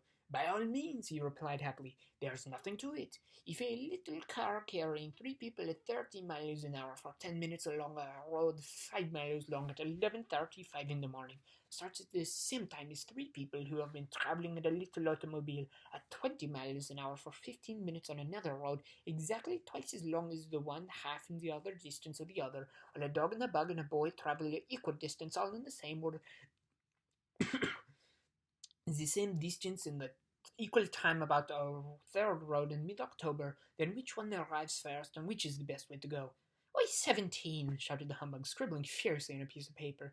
Well, I'm not sure, but Milo stammered, after several minutes of frantic figuring. You'll have to do better than that, scolded the dodecahedron, or you'll never know how far you've gone or whether or not you've gotten there. I'm not very good at problems, admitted Milo. What a shame, sighed the dodecahedron. They're so very useful. Why, did you know that if a beaver 2 feet long with a tail a foot and a half long can build a dam 12 feet high and 6 feet wide in 2 days, all you would need is Boulder Dam is a beaver 68 feet long and a 51-foot tail. Where would you find a beaver that... where would you find a beaver that big, grumbled the humbug, as his pencil point snapped. I'm sure I don't know, he replied, but if you did, you'd certainly know what to do with him. That's absurd, objected Milo, whose head was spinning with all the numbers and questions. That may be true, he acknowledged, but it's completely accurate, and as long as the answer is right, who cares if the question is wrong? If you want sense, you'll have to make it yourself. All roads arrive at the same place at the same time, interrupted Talk, who had patiently been doing the first problem. Correct, shouted the dodecahedron, and I'll take you there myself. Now you can see how important problems are. If you hadn't done this one properly, you might have gone the wrong way. I can see where I've made me mistakes, said the humbug, frantically rechecking his figures. But if all the roads arrive at the same place at the same time, then aren't they all going the right way? Asked Milo. Certainly not, he shouted, glaring with his most upset face. They're all the wrong way. Just because you have a choice doesn't mean that any of them has to be right. He walked to the sign and quickly spun it around 3 times. As he did, the 3 roads vanished and a new one appeared, heading in the direction that now the signs pointed. Is every road 5 miles from Digitopolis? Asked Milo. I'm afraid it has to be, the dodecahedron replied, leaping onto the back of the car. It's the only sign we've got. The new road was quite bumpy and full of stones, and each time they hit one, the dodecahedron bounced in the air and landed on one of his faces, with a skulker, a smile, or a laugh or a frown, depending on which one it was. Soon we'll be there, he announced happily with one of his short flights. Welcome to the land of numbers. It doesn't look very inviting, the bug remarked as they climbed higher and higher. Not a tree or a blade of grass could be seen anywhere. Only the rocks remained. Is this the place where numbers are made? Asked Milo as the car lurched again, and this time the dodecahedron sailed off down the mountainside, head over heels, grunt over grimace, until he landed, sad side up, in what looked like an entrance to a cave. They're not made, he replied as if nothing had happened. You'd have to dig for them. Don't you know anything about numbers? Well, I don't think they're very important, snapped Milo, too embarrassed to admit the truth. Not important, roared the dodecahedron, turning red with fury. Could you have tea for 2 without the 2, or 3 blind mice without the 3? Would there be 4 corners of the earth that weren't for 4? And how would you sail the 7 seas without the 7? All I meant was, began Milo, but the dodecahedron, overcome with emotion and shouting furiously, carried right on. If you had high hopes, how would you know how high they were? And did you know that the narrow escapes all come in different widths? How would you travel the whole wide world without ever knowing how wide it was? And how could you know how anything long last? He concluded, waving his arms over his head, without knowing how long the last was. Why, the numbers are the most beautiful and valuable things in the world. Just follow me and I will show you. He turned over on his heel and stalked off towards the cave. Come along, he shouted from the dark hole. I cannot wait for all day. And in a moment they followed him into the mountain. It took several minutes for their eyes to become accustomed to the dim light, and during that time strange scratching, scraping, tapping, scruffling noises could be heard all about them. "Put these on," instructed the dodecahedron, handing each of them a helmet with a flashlight attached to the top. "Where are we going?" whispered Milo, for it seemed like the kind of place in which he whispered. "We are here," he replied with a sweeping gesture. "This is the number's mine." Milo squinted into the darkness, and for the first time he saw that they had entered a vast cavern lit only by a soft, eerie glow from the great stalactites which hung ominously from the ceiling. Passages and corridors honeycombed the walls and wound their way from floor to ceiling and down on the sides of the cave. And everywhere he looked, Milo saw little men no bigger than himself, busy digging and chopping and shoveling and scraping and pulling and tugging carts full of stone from one place to another. "Right this way," instructed the dodecahedron, "and watch where you step." As he spoke, his voice echoed and re-echoed again, mixing all of its sound with the buzz of activity from all around. Tock trotted along next to Milo, and the humbug stepped daintily, following behind them. "Whose mine is it?" asked Milo, stepping on around two of the loaded wagons. "By the 4,827,659 hairs on my head, it's mine, of course," bellowed a voice from across the cavern, and striding towards them came a figure who could only have been the math magician. He was dressed in a long flowing robe covered entirely with complex mathematical equations, and a tall pointed cap that made him look very wise. In a left hand he carried a long staff with a pencil point at one end and a large rubber eraser at the other. "Why, it's a lovely mine," apologized the humbug, who was always intimidated by loud noises. "And the biggest numbers in mine in the kingdom," said the math magician proudly. "Are there any precious stones in it?" asked Milo excitedly. "Precious stones!" he roared, and even louder than before, and then leaning over to Milo he whispered softly, "By the 8,247,312 threads in my robe, I'll say there are. Look here!" He reached into one of the carts and pulled out a small object which he polished vigorously on his robe, and which he held up to the light. It sparkled brightly. "But that's a 5, objected Milo, for it certainly was.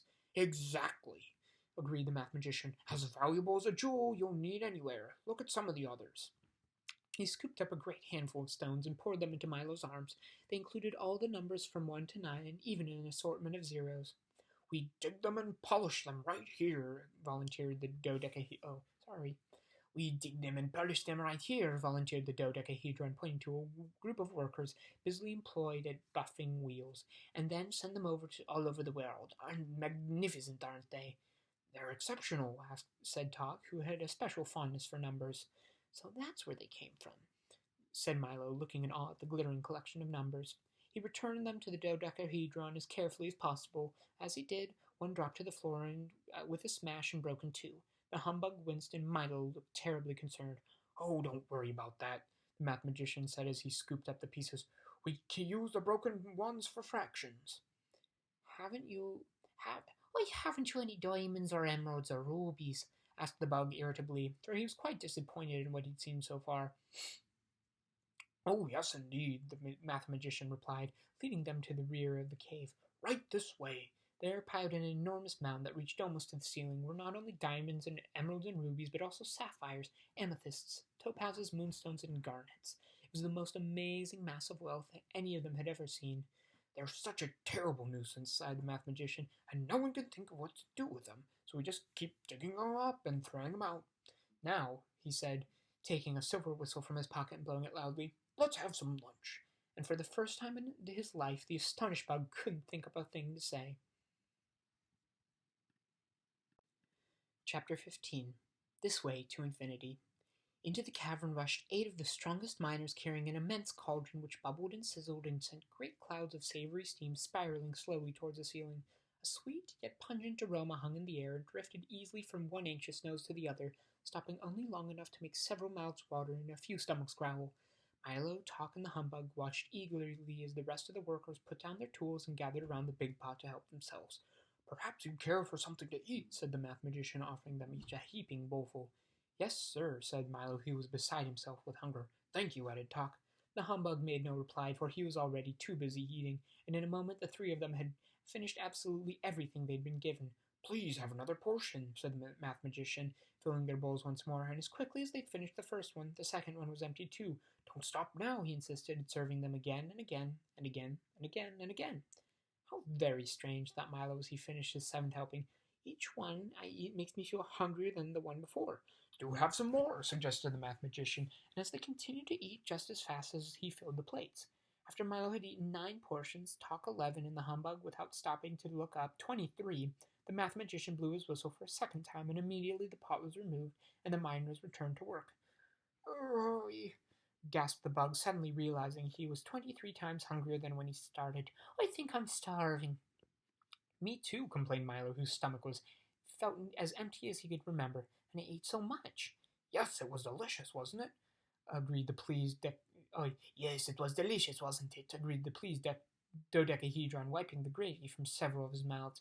It's the specialty of the kingdom. Subtractions too. I have more of an appetite than when I began, said Talk, leaning weakly against one of the rocks. Certainly, replied the math magician. What did you expect? The more you eat, the hungrier you get. Everyone knows that. They do? Said Milo doubtfully. Then how do you ever get enough?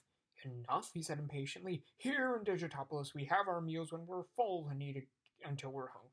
That way, when you don't have anything at all, you'll be more than enough. It's a very economical system. You must have been quite stuffed to have eaten so much. It is completely logical, exclaimed the dodecahedron. The more you want, the less you get, and the less you get, the more you have. Simple arithmetic, that's all. Suppose you had something and added to something, what would that make? More, said Milo quickly. Quite correct, he nodded. Now suppose you had something and added nothing to it, what would you have? The same, he answered again, without much conviction. Splendid, cried the dodecahedron. And suppose that you have something and added less than nothing to it. Then what would you have? Why, famine, roared the anguished humbug, who suddenly realized that that was exactly what he'd been eating 23 bowls of. It's not as bad as all that, said the dodecahedron from his most sympathetic face. In a few hours you'll be nice and full again, just in time for dinner. Oh dear, said Milo sadly and softly. I only eat when I'm hungry. What a curious idea, said the math magician, raising his staff over his head and rubbing the eraser and back and forth across the ceiling. The next thing you'll have us believe is that you only sleep when you're tired.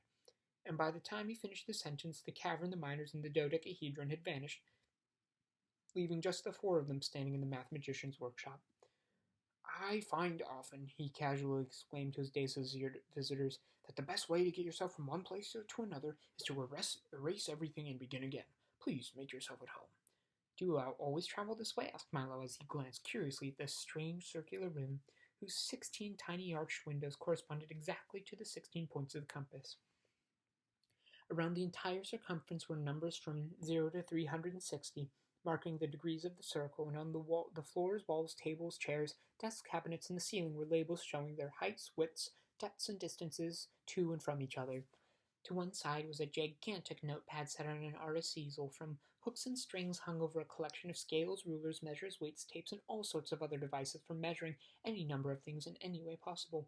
No, indeed, replied the math magician, and this time he raised the sharpened end of his staff, drew a thin straight line in the air, and then walked gracefully across it from one side of the room to the other. Most of the time I take the shortest distance from any 2 points, and then, of course, when I should be in several places at once, he remarked, writing 7 times 1 equals 7 carefully on a notepad, I simply multiply. Suddenly there were 7 other math magicians standing side by side, and each one looked exactly like the other. How did you do that? Gasped Milo. There's nothing to it, they said, all in chorus, if you have a magic staff. And then 6 of them cancelled themselves out and simply disappeared. Why, but it's only a big pencil, the humbug objected, tapping it with his cane. True enough, agreed the math magician, but once you learn how to use it, there's no end to what you can do. Can you make things disappear? Asked Milo excitedly. Why, certainly, he said, striding over to the easel. Step a little closer and watch carefully. After demonstrating that nothing was up his sleeve or his hat or behind his head, he wrote quickly, 4 plus 9 minus 2 times 16 plus 1 divided by 3 times 6 minus 67 plus 8 times 2 minus 3 plus 26 minus 1 divided by 34 plus 3 divided by 7 plus 2 minus 5 equals. And then he looked up unexpectedly.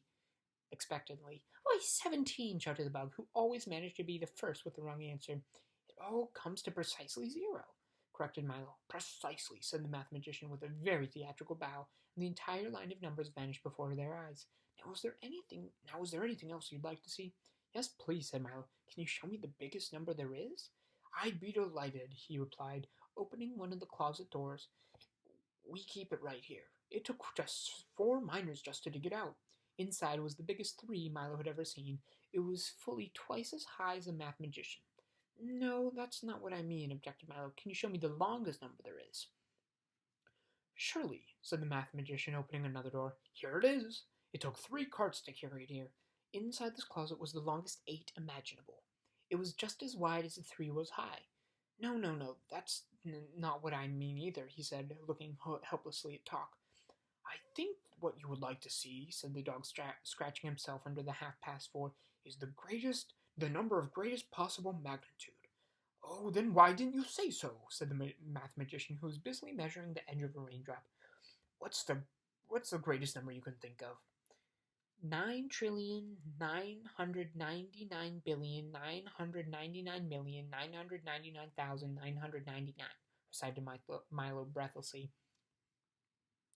Very good, said the math magician. Now add 1 to it. Now add 1 again, he repeated, and when Milo had added the previous one, now add 1 again. Now add 1 again. Now add 1 again. Now add 1 again. Now add 1 again. Now add 1 again. Now add... But when can I stop? Pleaded Milo.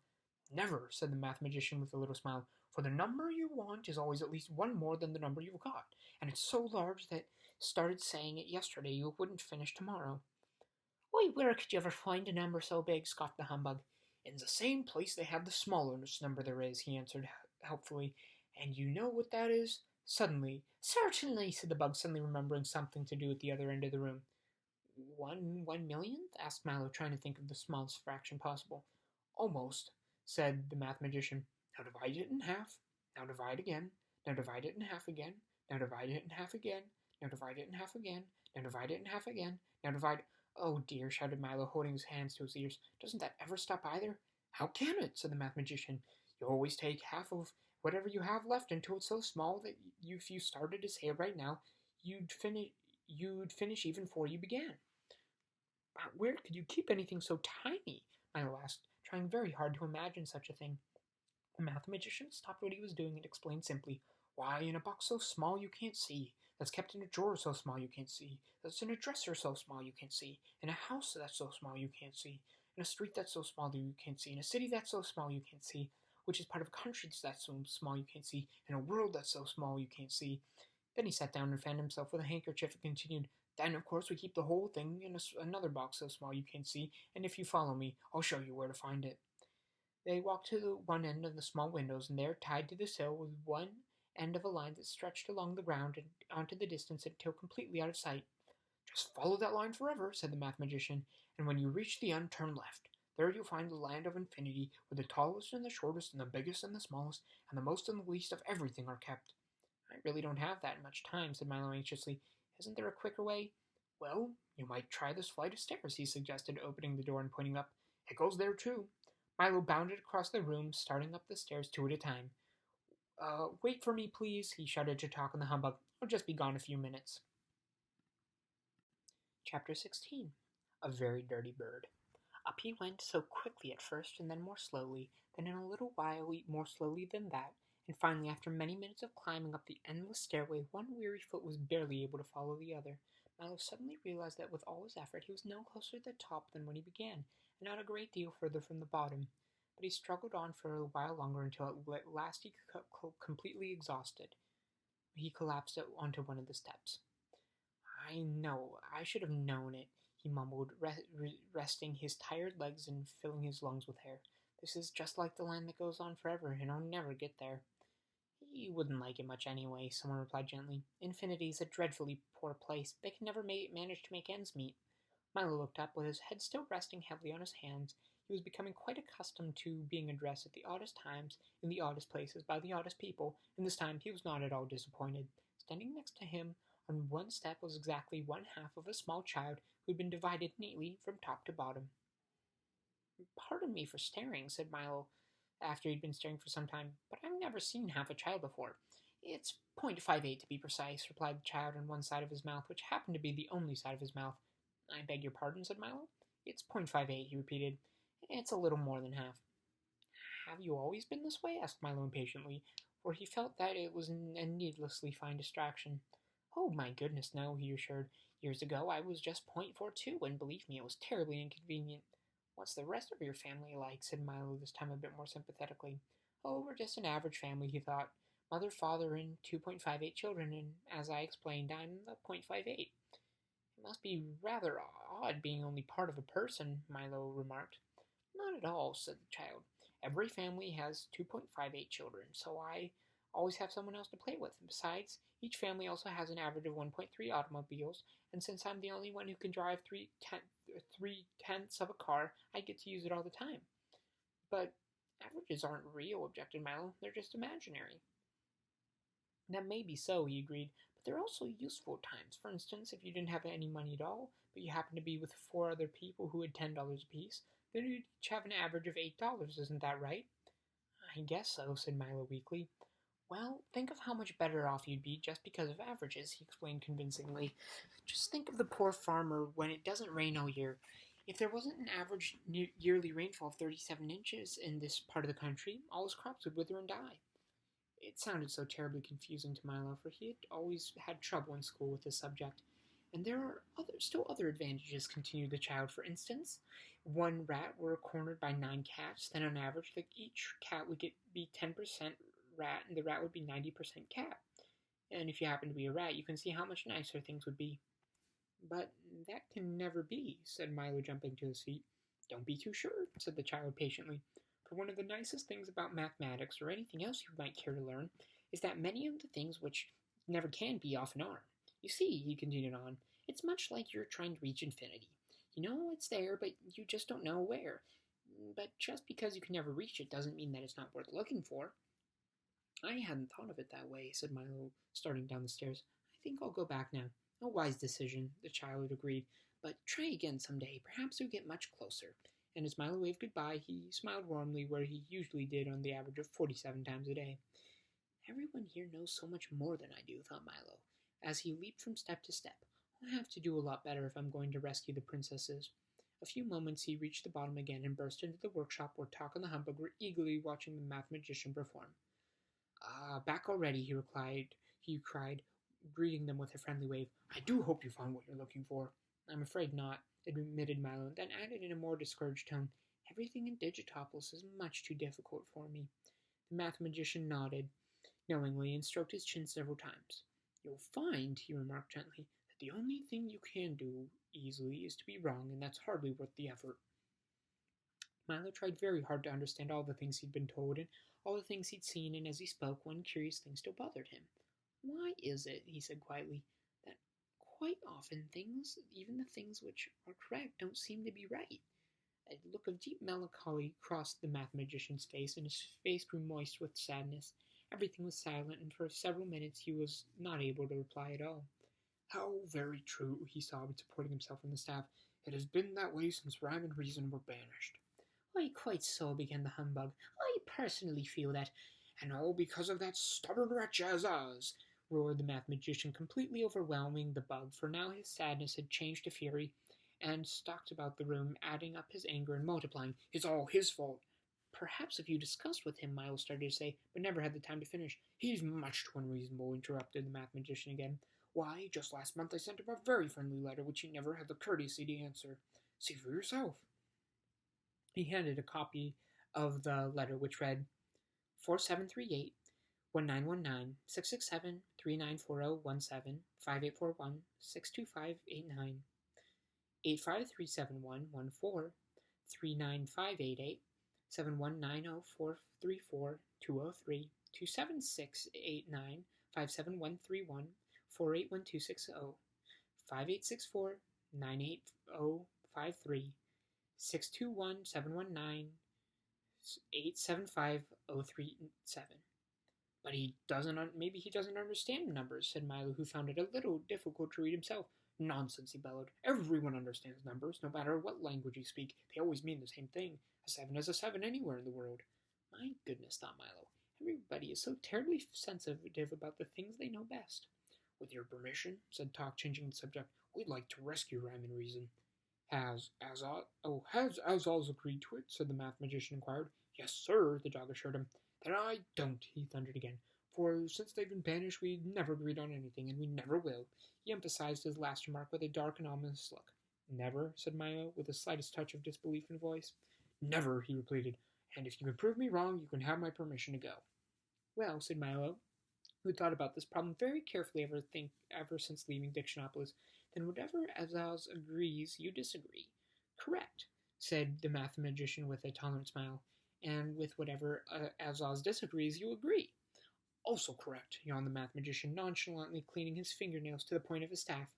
Then each of you agree that he will disagree with whatever each of you agrees with, said Milo triumphantly. And if you both disagree with the same thing, then you aren't really in agreement. I've been tricked, cried the math magician helplessly, for no matter how he figured it all came out the same way. A splendid effort, commented the humbug jovially. Exactly the way I would have done it myself. Now may we go? The math magician accepted his defeat with grace and nodded weakly and drew the three travelers onto his side. It's a long and dangerous journey, he began, and a furrow of concern creased his forehead. Long before you find them, the demons will know you're there. Watch for them well, he emphasized, for when they appear, it might be too late. The humbug shuddered down to his shoes, and Milo felt the tip of his fingers grow cold. But there's one problem more serious than that, he whispered ominously. What is it? Gasped Milo, who wasn't really sure what he wanted to know. I'm afraid I can tell you only when you return. Come along, said the math magician, and I'll show you the way. And simply by carrying the three, he transported them all the way to the edge of Digitopolis. Behind them lay all the kingdoms of wisdom, and up ahead, a narrow, rutted path led toward the mountains and darkness. We'll never get the car up that, said Milo unhappily. True enough, replied the math magician, but you can be in ignorance quick enough without riding all the way, and if you're successful, it will have to be step by step. But I would like to take my gifts, he insisted. Oh, so you shall, announced the dodecahedron, who appeared from nowhere with his arms full. Here are your sights, here are your sounds, and here, he said, handing Milo the last of them distastefully, are your words. And most important of all, added the math magician, here is your own magic staff. Use it well, and there's nothing you cannot do. He placed it in Milo's breast pocket with a small gleaming pencil, which, except for the size, was much like his own. Then, with a last word of encouragement, he and the dodecahedron, who simultaneously sobbing, frowning, pining, sighing, from four of his saddest faces, made their farewells and watched as the three tiny figures disappeared into the forbidding mountains of ignorance. Almost immediately the light began to fade, as the difficult path wandered aimlessly upwards, inching forward almost reluctantly as the trembling humbug talk, as usual, led the way, sniffing up for danger ahead, as Milo and his bag of precious possessions slung over one shoulder followed silently and resolutely behind. Perhaps someday someone should stay back and guard the way, said the unhappy bug, offering his services, but since his suggestion was met with silence, he followed glumly along. The higher they went, the darker it became, though it wasn't the darkness of night, but rather more like a mixture of lurking shadows and evil intentions which oozed with the slimy, moss-covered cliffs and blotted out the light. A cruel wind shrieked through the rocks, and the air was thick and heavy, as if they had been used several times before. On they went, higher and higher up the dizzying trail, on one side of the sheer stone walls and brutal peaks towering above them, and on the other endless, a limitless, bottomless nothing. I can hardly see a thing, said Milo, taking a hold of Tock's tail as the sticky mist engulfed the moon. Perhaps we'd better wait until morning. There will be morning for you soon enough, came a reply from directly above, and this was followed by a hideous cackling laugh which sounded very much like someone choking on a fishbone. Clinging to one end of the greasy rocks and blending almost perfectly in with it was a large, unkempt, and exceedingly soiled bird who looked far more much like a dirty floor mop than anything else. He had a sharp, dangerous beak, and one eye he chose to open stared down maliciously. I don't think you understand, said Milo timidly as the watchdog growled a warning, or looking for a place to spend the night. It's not yours to spend, the bird shrieked again, and followed with the same horrible laugh. That doesn't make any sense, he started to explain. Dollars or cents, it's not yours to spend, the bird replied haughtily. I didn't mean, insisted Milo. Of course you mean, interrupted the bird, closing the eye which had been open and opening the one which had been closed. Anyone who spends a night that doesn't belong to him is very mean. Well, I thought, he tried again desperately. That's a different story, interjected the bird a bit more amiably.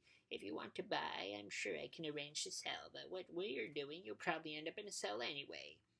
That doesn't seem right, said Milo helplessly, for the bird talking everything the wrong way. He hardly knew what he was saying. Agreed, said the bird with a sharp click of his beak, but neither is it left, although, if I were you, I would have left a long time ago. Let me try once more, he said in an effort to explain. In other words, you mean you have other words? Cried the bird happily. Well, by all means use them. You're certainly not doing very well with the ones you have now. Must you always interrupt like that? Said Talk irritably, for he was becoming impatient. Naturally, he cackled. It's my job. I take the words right out of your mouth. Haven't we met before? I'm the ever-present word snatcher, and I'm sure I know your friend the bug. And he leaned all the way forward and gave a terrible, knowing smile. The humbug, who was too big to hide and too frightened to move, denied everything. Is everyone who lives in ignorance like you? Asked Milo. Much worse, he said longingly. But I don't live here. I'm from a place very far away called Context. Don't you think you should be getting back there? Suggested the bug, holding up one arm in front of him. What a horrible thought, the bird shuddered. It's such an unpleasant place that I spend most of my time out of it. Besides, what could be nicer than these grimy mountains? Almost anything, thought Milo as he pulled his collar up, and then he asked the bird, Are you a demon? I'm afraid not, he replied sadly, as several filthy tears rolled down his beak. I've tried, but the best I can manage is to be a nuisance. And before Milo could reply, he flapped his dingy wings and flew off in a cascade of dust and dirt and fuzz. Wait, shouted Milo, who thought of many more questions he wanted to ask. 34 pounds, shrieked the bird as he disappeared into the fog. He was certainly no help, said Milo, after they'd been walking again for some time. That's why I drove him off, cried the humbug, fiercely brandishing his cane. Now let's find the demons. That might be sooner than you think, remarked Tuck, looking back at the suddenly trembling bug, and the trail turned again and continued to climb. In a few minutes they reached the crest, only to find that what lay on before it was another one, even higher, and beyond that, whose tops were lost in the swirling darkness. For a short stretch the path became broad, flat, and just ahead, leaning comfortably against a dead tree, stood a very elegant-looking gentleman. He was beautifully dressed in a dark suit with a well-pressed shirt and tie.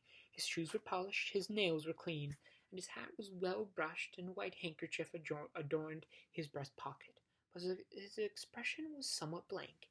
In fact, it was completely blank, for he had neither eyes, nose, nor mouth. "Hello, little boy," he said amiably, shaking Milo's hand. "And how's the faithful dog?" he inquired, giving Tock 3 or 4 strong and friendly pats. "And who's this handsome creature?" he asked, tipping his hat to the very pleased humbug. "I'm so happy to see you all." What a pleasant surprise to meet someone here, they all thought, and especially here. "I wonder if you could spare a little of your time," he inquired politely, "and help with a few small jobs." "Why, of course," said the humbug cheerfully. "Gladly," added Tock. "Yes, indeed," said Milo, who wondered just for a moment how it would be possible for someone so agreeable to have a face with no features at all. "Splendid," he said happily.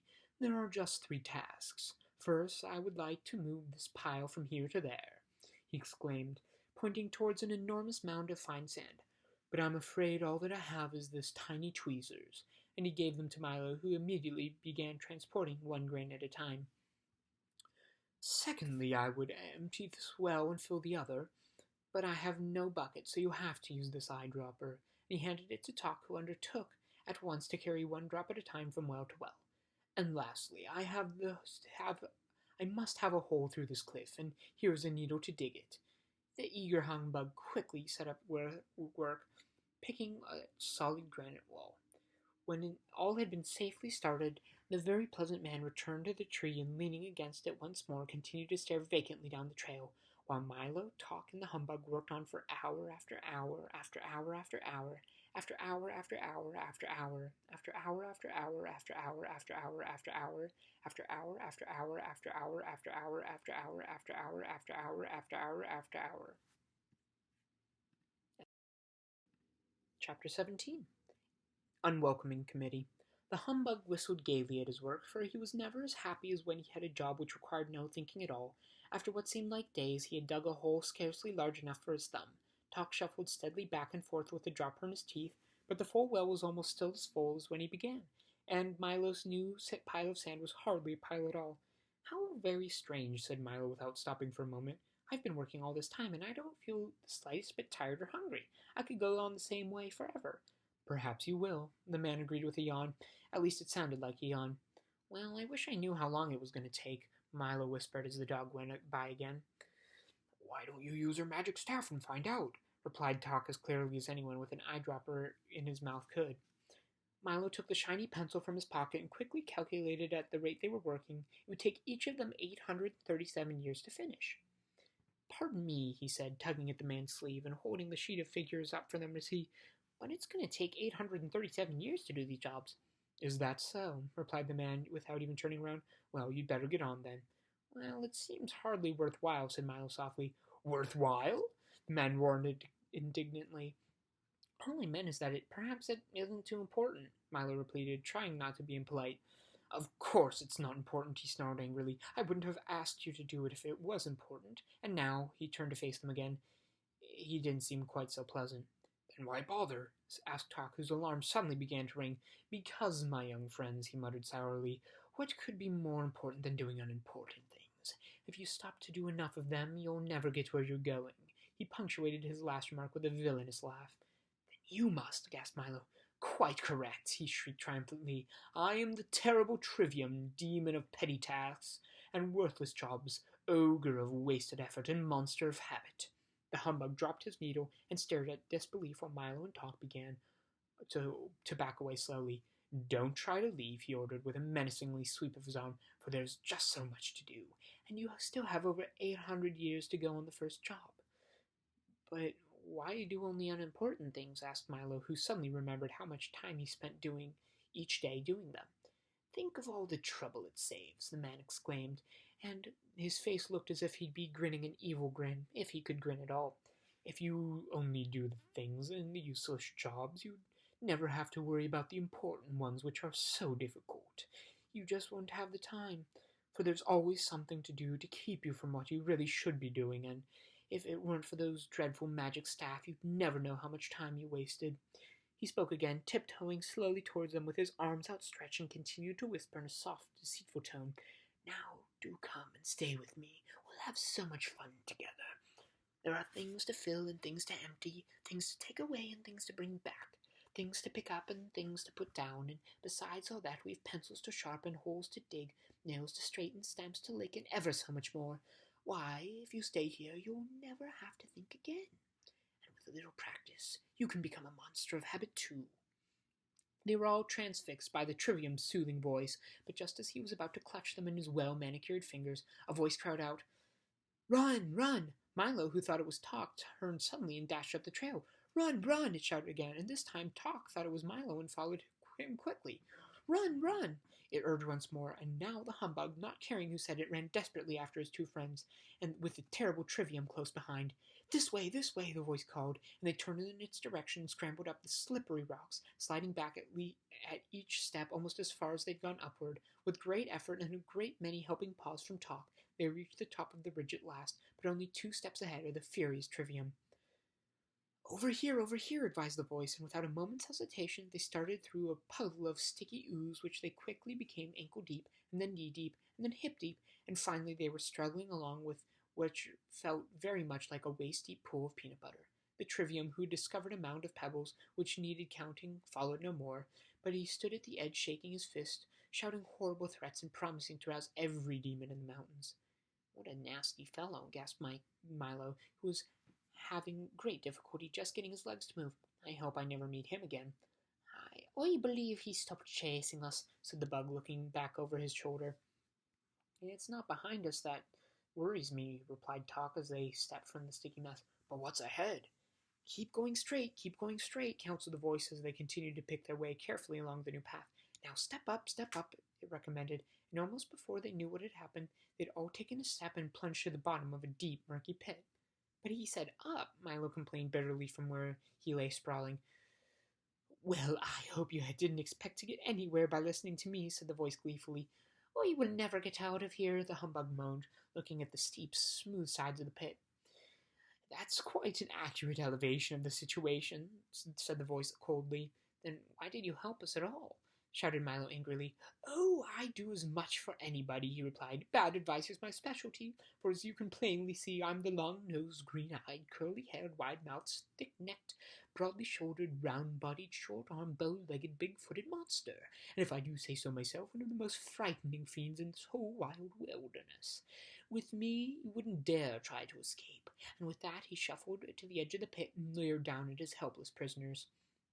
Talk and the humbug turned away in fright, but Milo, who had learned by now that people are not always what they say they are, reached for his telescope and took a long look for himself. And there, at the rim of the hole, instead of what he expected, stood a small, furry creature with worried eyes and a rather sheepish grin. "Why, you're not a long-nosed, green-eyed, curly-haired, wide-mouthed, thick-necked, broad-shouldered, round-bodied, short-armed, bow-legged, or big-footed, and you're not at all frightening," said Milo indignantly. "What kind of demon are you?" The little creature, who seemed stunned at being found out, leaped back out of sight and began to whimper. "I'm the demon of insincerity," he sobbed. "I don't mean what I say, I don't mean what I do, and I don't mean what I am. Most people who believe what I tell them go the wrong way and stay there, but you and your awful telescope have spoiled everything. I'm going home." And crying hysterically, he stammered off with a huff. "It certainly pays to have a good look at things," observed Milo as he wrapped up the telescope with great care. "Now all we have to do is climb out," said Talk, placing his front paws as high as he could on the wall. "Here, hop on my back." Milo climbed on the dog's shoulders, and the bug crawled up both of them, and standing on Milo's head, just managed to hook his cane on the root of an old gnarled tree. With loud complaints, he hung over the doggedly until the other two had climbed out over him and pulled him up, somewhat dazed and discouraged. "I'll lead the way for a while," he said, brushing himself off. "Follow me, and we'll stay out of trouble." He guided them along one of the narrow ledges, and all which led to a grooved and rutted plateau. They stopped for a moment to rest and make plans, but before they had done either, the whole mountain trembled violently, and with a sudden lurch rose high into the air, carrying them along with it. For, accidentally, they had stepped into the calloused hand of the gelatinous giant. "And what have we here?" he roared, looking curiously at the tiny figures huddled in his palm and licking his lips. And he was an incredible size, even sitting down, with long unkempt hair, bulging eyes, and a shape hardly worth speaking of. He looked, in fact, very much like a colossal bowl of jelly without the bowl. "How dare you disturb my nap?" he bellowed furiously, and the force of his hot breath tumbled over his hand. "We're terribly sorry," said Milo meekly, when he untangled himself, "but you look like you're just part of the mountain." "Naturally," said the giant replied in a more normal voice, but even this was an explosion. "I have no shape of my own, so I just be whatever I'm near. In the mountains I'm a lofty peak, on the beach I'm a broad sandbar, in the forest a towering oak, and sometimes in the city I'm a very handsome 12-story apartment house. I just hate to be conspicuous. It's really not safe, you know." Then he looked at them again with hungry eyes and wondered how well they'd taste. "You look much too big to be afraid of anything," said Milo quickly, for the giant had already begun to open his mouth. "I'm not," he said, with the slightest shiver that ran over his gelatinous body. "I'm afraid of everything. That's why I'm so ferocious. If the others found out, I'd just die. Now do be quiet while I eat my breakfast." And he raised his hand toward his gaping mouth, and the humbug shut his eyes tightly and clasped both hands over his head. "Then you aren't really a fearful demon?" Milo asked desperately, on the assumption that the giant had been brought up well enough not to talk with a mouthful. "Well, approximately, yes," he replied, lowering his arm in the vast relief of a bug. "That is, comparatively, no. What I mean, relatively, maybe. In other words, roughly, perhaps. What does everyone else think? There, you see," he said peevishly, "I'm even afraid to make a positive statement, so please stop asking me questions before I lose my appetite altogether." And then he raised his arm again and prepared to swallow the three of them in one gulp. "Why don't you help us rescue Rhyme and Reason?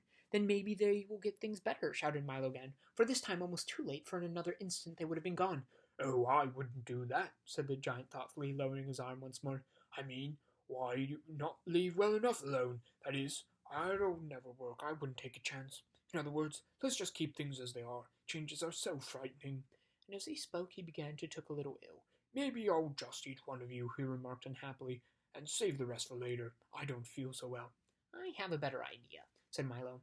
"You do?" interrupted the giant, losing any desire to eat at all. "If it's one thing I can't swallow, it's ideas. They're so hard to digest." I have a box full of all the ideas in the world, said Milo, profoundly holding up the gift King Azaz had given him. The thought terrified the giant, who began to shake like an enormous pudding.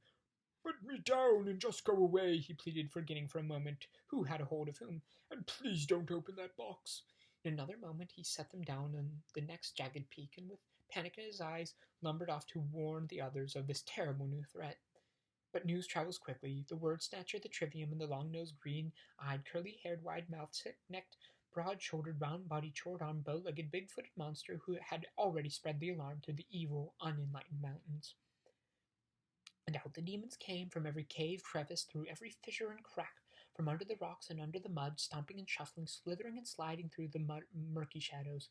And all had only one thought in his mind: destroy the intruders and protect ignorance. From where they stood, Milo Talk and the humbug could see them moving steadily forward, still far away, but coming quickly. On all the other sides of the cliff were alive with this evil collection of crawling, looming, creeping, lurching shapes. Somehow it could be seen plainly, others were dim silhouettes, and yet more only now were beginning to stir from their foul places. Would be much sooner than they wanted. "We'd better hurry," barked Talk, "or they're sure to catch us." And he started up the trail again. Milo took one deep breath and did the same, and the bug, now who knew what lay behind, ran ahead with renewed enthusiasm. Chapter 18. Castle in the Air. Higher and higher they climbed in search of the castle and the two banished princesses. From one crest to the next, from each jagged rock to the jagged rock, up their frightful crumbling cliffs and along desperately narrow ledges where a single misstep only meant goodbye. An ominous silence dropped like a curtain around them, and except for the scuffling of their frantic footsteps there wasn't a sound. The world that Milo knew was a million thoughts away, and the demons were there in the distance. "Oi there again!" shouted the humbug, wishing he never looked back. "But there it is!" cried Milo, for at the same instant, straight up ahead, climbing up from the top of the tallest peak, was a spidery spiral staircase, and at the other end stood the castle in the air. I see it, said the happy bug as they struggled up the twisting mountain trail. But what he didn't see was, curled right at the front step, was a round little man in a frock coat, sleeping carefully on a very large and well-worn ledger.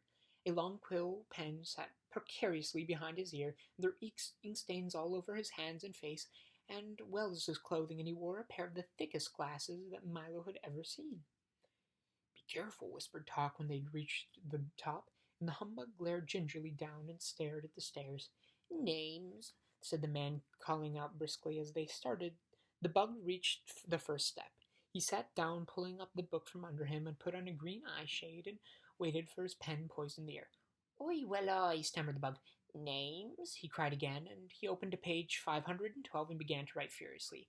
The quill made horrible scratching sounds, and the point, which was continually catching in the paper, flicked tiny ink blots all over him. As they called out their names, he noted them carefully in alphabetical order. "Oi, splendid," he muttered to himself. "I haven't had an M in ages." "What do you want our names for?" asked Milo, looking anxiously over his shoulder. "We're in a bit of a hurry." "Oh, this won't take a minute," the man assured. "I'm the official census taker, and I have some information before I can take your census. Now, if you'll just tell me when you were born, where you were born, why you were born, how old you are now, how old you were then, how old you'll be in a little while, your mother's name, your father's name, your aunt's name, your uncle's name, your cousin's name, where you live, how long you've lived there, the schools you've attended, the schools you haven't attended, your hobbies, your telephone number, your shoe size, shirt size, collar size, hat size, names, and address of the 6 people who can verify this information. We'll get started. One at a time, please. Stand in line, and no pushing, talking, or peeking." The humbug, who had difficulty remembering anything, went first. The little man leisurely recorded each answer in 5 different places, pausing often to polish his glasses, clear his throat, and straighten his tie and blow his nose. He managed also to cover the distressed bug from head to foot in ink. "Next," he announced very officially. "I do wish you'd hurry," said Milo, stepping forward. In the distance he could see the first of the demons already beginning to scale the mountain towards them, no more than a few minutes away. The little man spoke with painful deliberation, and finally finished with both Milo and Talk, and looked up happily. "Now may we go?" asked the dog, whose sensitive nose had picked up a loathsome evil smell that grew stronger every second. "By all means," the man said agreeably. "Just as soon as you finish telling me your height, your weight, the number of books you read each year, the number of books you don't read each year, the amount of time you spend eating, playing, working, sleeping every day, where you go on vacations, how many ice cream cones you've eaten a week, how far is your house from to the barber shop, and what your favorite color is. Then after that, please fill out these forms and applications, 3 copies of each, and please be careful. If you make one mistake, you have to do them all over." "Oh dear," said Milo, looking at the pile of papers. We'll never finish these." And even as he spoke, the demons swarmed stealthily up the mountain. "Come, come," said the census-taker, chuckling gaily to himself. "Don't take all day. I'm expecting several more visitors any minute now." They set to work feverishly on the difficult forms, and when they finished, Milo placed them all in the little man's lap. He thanked them politely and took off his eye shade and put the pen behind his ear, closed the book, and went back to sleep. The humbug looked horrified, looked beyond his shoulder, and quickly started up the stairs. "Destination?" shouted the census-taker, sitting up again, pulling up his eye shade, and taking the pen from his ear, opening the book. "But I thought—" But I thought," protested the anxious bug. "Destination," he repeated, making several notations in the ledger. "The castle in the air?" said Milo impatiently. "Why bother?" said the census-taker, pointing in the distance. "I'm sure you'd rather see what I have to show you." As he spoke, they all looked up, but only Milo could see the gay and exciting circus there on the horizon. There were tents and sideshows and rides and even wild animals. Everything a little boy could spend hours watching. "And wouldn't you enjoy a more pleasant aroma?" he said to Talk. Almost immediately, the dog smelled a wonderful smell that no one but he could smell. It was made up of all the marvelous things that had ever delighted his curious nose. "And here's something I know you'd enjoy hearing," he assured the humbug. The bug listened, and with rapt attention, to something he alone could hear, the shouts and applause of an enormous crowd, all cheering for him. They each stood as if in a trance, looking and smelling and listening to the very special things that the census-taker had provided for them, completely forgetting about where they were going and with whom, and with evil intent was coming up behind them. The census-taker sat back with a satisfied smile on his puffy little face as the demons came closer and closer until less than a minute separated them from their helpless victims. But Milo, who was too engrossed in the circus to notice, and Talk, who closed his eyes and the better to smell, and the bug, bowing and waving, stood with a look of sheer bliss on his face, interested in only the wild ovation. The little man had done his work well, and except for one ominous crawling noise just beneath the crest of the mountain, everything was again silent. Milo, who stood staring blankly into the distance, let his bag of gifts slip from his shoulder to the ground, and just as he did, the package of sounds broke open, filling the air with peals of happy laughter which seemed so gay that at first then he and Talk and finally the humbug joined in, and suddenly the spell was broken. "There was no circus," cried Milo, realizing he was tricked. "There are no smells," barked Talk, his alarm now furiously ringing. The applause is gone," complained the disappointed humbug. I warned you I was the census-taker," sneered the census-taker. "I hope people find what they're not looking for, hear what they're not listening to, run after what they're not chasing, and smell what isn't even there. And furthermore," he cackled, hopefully around gleefully on his stubby legs, "I'll steal your sense of purpose, take your sense of duty, destroy your sense of proportion, and for one thing, you'd be hopeless yet."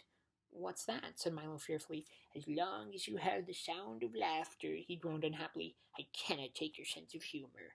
And then, with it, you've got nothing to fear from me." "Aye, but what about them?" cried the terrified bug, for at that instant the other demons had reached the top and were at last leaping forward to seize them. They ran for the stairs, bowling over the disconsolate census-taker, ledger, ink, bottle, eyeshade, and all, and as they went, the humbug dashed up first, then Talk, and lastly Milo, almost too late as a scaly arm brushed his shoe. The dangerous stairs dazed dizzily in the wind, and the clumsy demons refused to follow, but they howled with rage and fury and swore bloody vengeance, and watched as many pairs of burning eyes as the three small shapes vanished slowly into the clouds. "Don't look down," advised Milo as the bug tottered upwards on unsteady legs.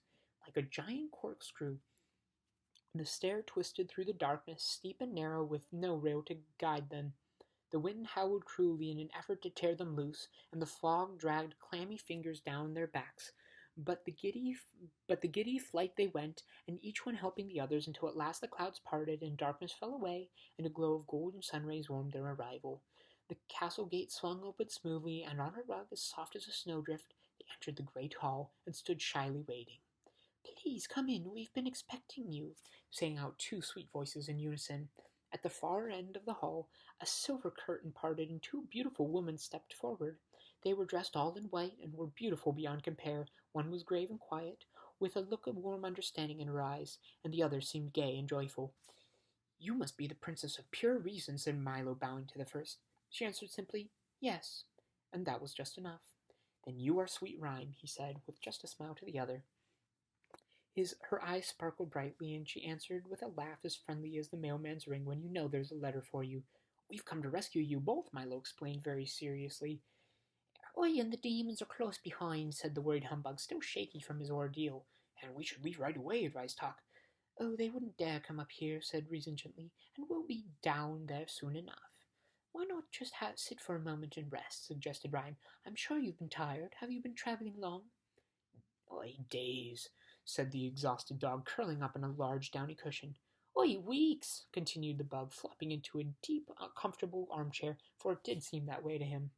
"It has been a long trip," said Milo, climbing onto the couch where the princesses sat, "but we would have been here much sooner if we hadn't made so many mistakes. I'm sorry, it's all my fault."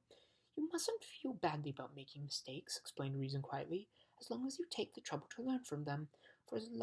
For you often learn more by being wrong about the right reasons than you do by being right for the wrong reasons." "There's so much to learn," he added with a thoughtful frown.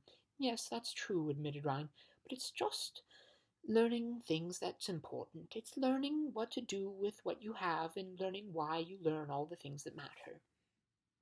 "That's just what I mean," exclaimed Milo, and Talk and the exhausted bug drifted quietly off to sleep. "Many of the things I'm supposed to know seem so useless that I can't see the purpose in learning them at all." "You may not realize it now," said the Princess of Pure Reason, looking knowingly at Milo's puzzled face, "but whatever we learn has purpose, and whatever we do affects everything and everyone else's, even in the tiniest ways.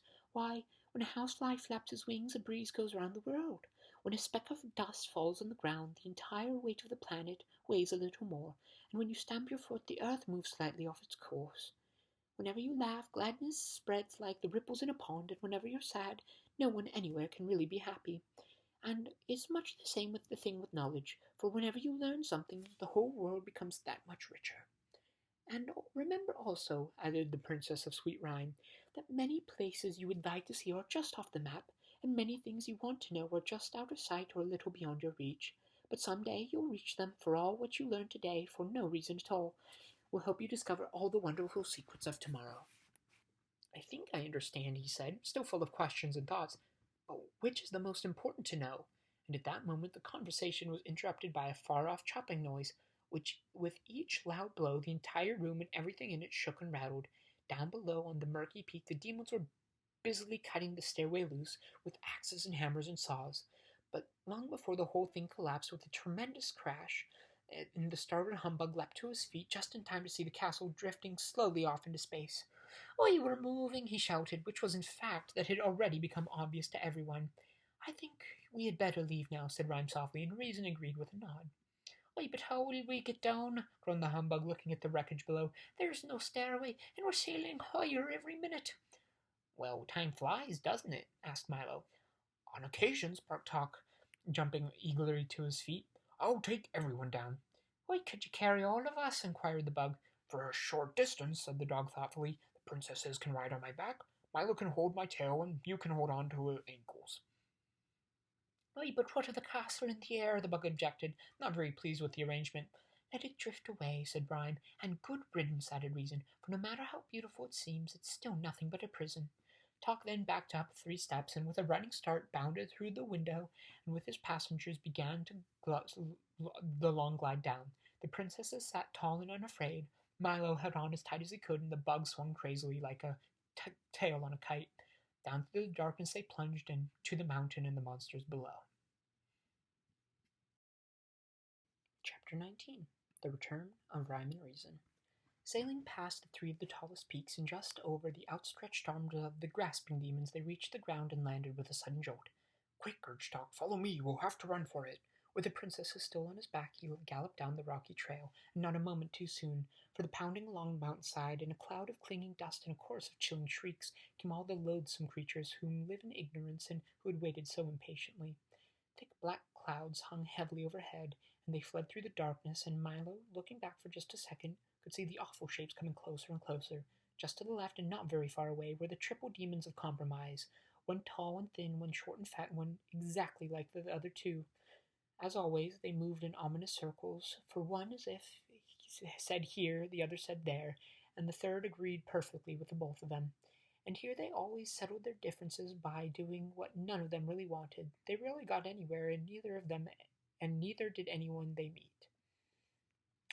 jumping clumsily from boulder to boulder and catching on with his cruel curving claws with the horrible hopping hindsight, a most unpleasant fellow who was in the eyes were in the rear and whose rear was out in front. He invariably leaped before he looked and never cared where he was going, as long as he knew why he shouldn't have gone there to begin with. And what most terrifying at all, directly behind, inching along like a giant soft-shelled snail with blazing eyes and ancient snouts, came the gorgons of hate and malice, leaving a trail of slime behind them and moving much more quickly than you'd think. "Faster," said Tuck, "they're closing in." Down from the heights they ran, and the humbug with the other hand on his hat and the other flailing desperately in the air, Milo running as he'd never run before, and the demons just a little bit faster than that. From off to the right, his heavy, bulbous body lurching dangerously on spindly legs which barely supported him, came the overbearing know-it-all, talking continuously, a dismal demon whose mostly mouth and ready at the moment to notice to offer misinformation on any subject. And while he tumbled heavily, it was never he who was hurt, but rather the unfortunate person on whom he fell. Next to him, just a little behind, came Gross Exaggeration, for whose grotesque features and thoroughly unpleasant manners were hideous to see, and whose rows of wicked teeth were only made to mangle the truth. They hunted together, and were bad luck to anyone they caught.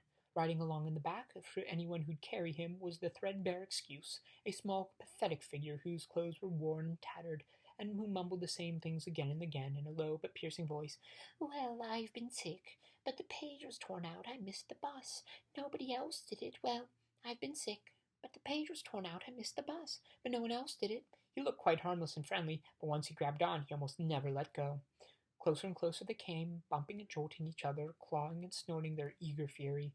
Tuck staggered along bravely with rhyme and reason. Milo's lungs felt ready to burst as he stumbled on the trail, and the humbug was slowly falling behind. Gradually the path grew broader and more flat as he reached the bottom of the mountain and turned towards wisdom. Ahead lay light and safety, but perhaps a bit too far away. And down they came with the demons from everywhere, frenzied, terrible darkness lurching wildly towards their prey. From off the rear, a terrible trivium and the wobbly gelatinous giant urged them on with glee. And pounding forward on the rush came ugly Dilemma, snorting steam and looking intently for someone to catch on with his long pointed horns, with his hoofs bit eagerly at the ground. The exhausted humbug swayed and tottered on his rubbery legs, a look of longing on his anguished face.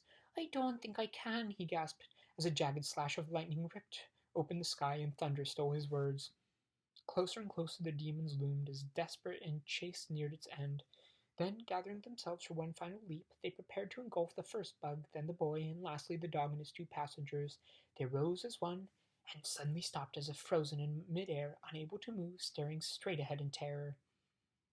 Milo slowly raising his weary head, there in the horizon, for as far as the eye could see, stood the massive armies of wisdom, the sun glittering from their swords and shields, and brightly banners slapping proudly at the breeze. For a moment everything was silent, then thousands of trumpets sounded, then 1,000 more, like an ocean wave. The long line of horsemen advanced, slowly at first, then faster and faster, until with a gallop and a shout, which was music to Milo's ears, they swept forward towards the horrified demons. There in the lead was King Azaz, with his dazzling armor embossed with every letter in the alphabet, and with him the mathematician, brandishing a freshly sharpened staff. From his tiny wagon, Dr. Discord hurled explosion after explosion to the delight of the soundkeeper, while the busy din collected them almost at once. And in honor of the occasion, Chroma the Great led his orchestra in a stirring display of patriotic colors. Everyone Milo had met on his journey had come to help, the men of the marketplace, the miners of Digitopolis, and all the good people from the valleys and the forest. The spelling bee buzzed excitedly overhead, shouting, "Charge! Charge! Charge! Charge!" Canby, who everyone knew was as cowardly as can be, came along away from conclusions just to show that he was also just as brave. And everyone, even Officer Shrift, mounted proudly along a long, low dachshund, galloping grimly along. Cringing with fear, the monsters of ignorance turned in flight, and with anguish cries too horrible to forget, returned to the damp, dark places from which they came.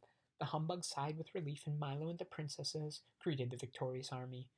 "Well done," stated the Duke of Definition, dismounting and grasping Milo's hand warmly. "Fine job," seconded the Minister of Meaning. "Good work," added the Count of Connotation. "Congratulations," proposed the Earl of Essence. "Cheers," recommended the Undersecretary of Understanding.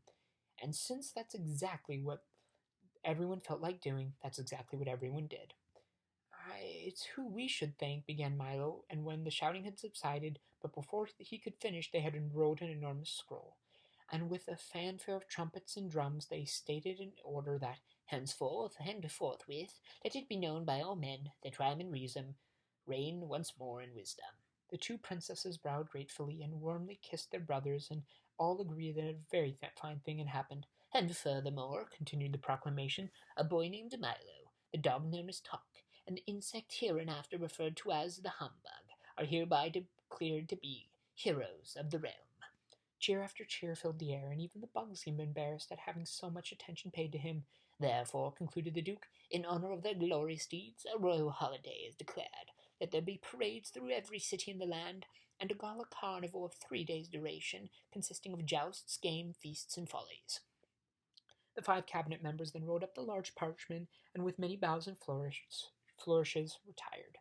Swift horsemen carried the news to every corner in the kingdom, and as the parade slowly wound its way through the countryside, crowds of people gathered to cheer it along. Garlands of flowers hung from every house and shop carpeted the street. Even the air shimmered with excitement, and shutters closed for many years were thrown open to let the light in where it hadn't shone in so long. Milo, Talk, and the very subdued Humbug sat proudly in the royal carriage with Azaz, the math magician, and the 2 princesses, and the parade stretched for miles in both directions. As the cheering continued, Rhyme leaned forward and touched Milo gently on the arm. "They're shouting for you," she said with a smile. "But I never could have done it," he objected, "without everyone's help." "That may be true," said Reason gravely, "but you had the courage to try, and what you can do is simply the matter of what you will do." "That's why," said Azaz, "there's one very important thing about your quest that we couldn't discuss until after you returned." "I remember," said Milo eagerly. "Tell me now." "It was impossible," said the king, looking at the math magician.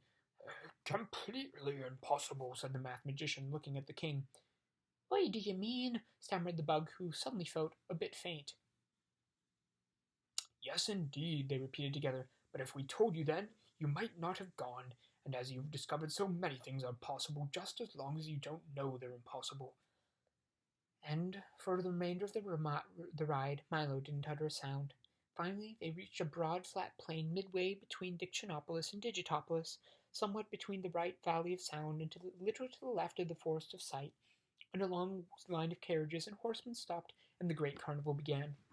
Gaily striped tents and pavilions sprang up everywhere from the workmen scurried like ants. Within minutes there were racecourses and grandstands, sideshows and refreshment booths, gaming fields, Ferris wheels, banners, bunting, and bedlam, almost without pause. The mathematician provided a continuously display of brilliant fireworks made of exploding numbers which multiplied and divided with breathtaking results, the colors of course being supplied by chroma, and the noise by a deliriously happy Dr. Discord. Thanks to the soundkeeper, there was music and laughter, and for brief moments even a little silence. Alec Bings set up an enormous telescope and invited everyone to see the other side of the moon, and Humbug wandered through the crowd, accepting congratulations and recounting a great deal his brave exploits, most of which gained immeasurably in the telling. And each evening, just at sunset, a royal banquet was held. There was everything imaginable to eat. King Azaz had ordered a special supply of delicious words in all flavors, and for those who liked exotic foods in all languages too. The math magician provided innumerable platters of division dumplings, which Milo was very careful to avoid, for no matter how many you ate when you finished, there were always more on your plate than when you had began. And, of course, following the meal came songs, epic poems, speeches and praises of the princesses, and the 3 gallant adventurers who had rescued them. King Azaz and the math magician pledged that every year, at the same time, they would lead their armies into the mountains of ignorance until not one demon remained, and everyone agreed that no finer carnival, and for no finer reason, had ever been held in wisdom. But even things as fine as they are must end sometime, and late in the afternoon on the 3rd day, the tents were struck, the pavilions folded, and everyone was packed to leave. "It's time to go now," said Reason. "There is much to do," and as she spoke, Milo suddenly remembered his home. He wanted very much to go back, yet somehow he could not bear the thought of leaving. "And you must say goodbye," said Rhyme, patting him on the cheek. "To everyone?" said Milo unhappily. He looked around slowly at all his friends he'd made, and he looked so hard so as to not to forget any of them, even for an instant. But mostly he looked at Talk and the Humbug. with whom he had shared so much, the perils, the dangers, the fears, and best of all, the victory. Never had anyone had two more steadfast companions. "Can you come with me?" he asked, knowing the answer as he said it. "I am afraid not, old man," replied the bug. "I'd like to, but I've arranged a lecture tour which will keep me occupied for years." "And they do need a watchdog here," barked Talk sadly. Milo embraced the bug, who in his typical fashion was heard to mumble a gruff "bah," but whose damp eyes told quite a different story. Then the boy threw his arms around Talk's neck, and for just a moment held on very tightly. "Thank you for everything you've taught me," said Milo to everyone as a tear rolled down his cheek. "And thank you for what you've taught us," said the king, and as he clapped his hands, the little car was brought forward polished and like new. Milo got in, and with one last look started down the road with everyone waving him on. "Goodbye," he shouted. "Goodbye, I'll be back." "Goodbye," shouted Azaz. "Always remember the importance of words." "And of numbers," added the magician forcefully. "Surely you don't think numbers are as important as words," he heard Azaz say from the distance. "Is that so?" replied the math magician a little more faintly. "Why, if—" "Oh dear," thought Milo, "I do hope they don't start it again." And in a moment they had faded from sight as the road dipped and turned and headed for home. Chapter 20. Goodbye and Hello. As the pleasant countryside flashed by and the wind whistled a tune of the windshield, it suddenly occurred to Milo that he must have gone for several weeks. "I do hope that no one's been worried," he thought, urging the car on faster. "I've never been away for this long." The late afternoon sun had now turned from a vivid yellow to a warm and lazy orange, and it almost seemed almost as tired as he was. The road raced ahead in a series of gentle curves that began looking familiar, and off in the distance the solitary Tollbooth appeared, a welcoming sight indeed. In a few minutes he reached the end of his journey, deposited his coin, and drove through, and almost before realizing it, he was sitting in the middle of his very own room again. "It's only 6 o'clock," he observed with a yawn, and then in a moment he made a more interesting discovery. "And it's still today! I've only been gone for an hour," he cried in amazement, for he'd certainly never realized how much you could do in such a short time. Milo was much too tired to talk, and almost too tired for dinner, so, without a murmur, he went off to his bed as soon as he could. He pulled the covers around him and took one last look at his room, which somehow seemed very different than he'd remembered, and then drifted into a sleep, and a welcome sleep. School went by very quickly the next day, but not quickly enough, for Milo's head was so full of plans, and his eyes could see nothing but the Tollbooth and what lay beyond. He waited impatiently for the end of class, and when the time finally came, his feet raced his thoughts all the way back to his home. Another trip! I'll leave right away. They'll be so glad to see me, and I'll—" He stopped abruptly at the door of his room, where the Tollbooth had been just the night before. There was nothing at all. He searched frantically through the apartment, but it had vanished just as mysteriously as it had come, and for in its place another bright blue envelope, which was simply addressed, "For Milo, who now knows the way." He opened it quickly and read, "Dear Milo, you have now completed your trip, courtesy of the Phantom Tollbooth. We trust that everything has been satisfactory, and we hope you understand why we had to come and collect it. You see, there are so many other girls and boys waiting to use it too. It's true that there are many lands you've still yet to visit, some of which are not even on the map, and wonderful things to see that no one has yet imagined, but we're quite sure that if you really want to, you'll find a way to reach them all by yourself. Yours truly."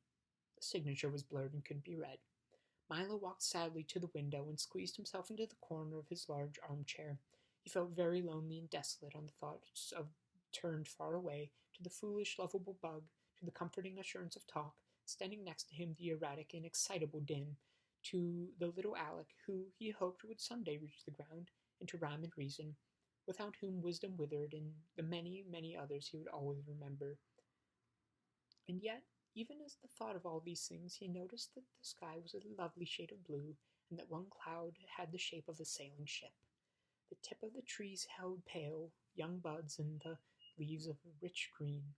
Outside the window there was so much to see, hear, and touch, walks to take, hills to climb, caterpillars to watch as they strolled through the garden. There were voices to hear and conversations to listen to and wonder, and the special smell of each day.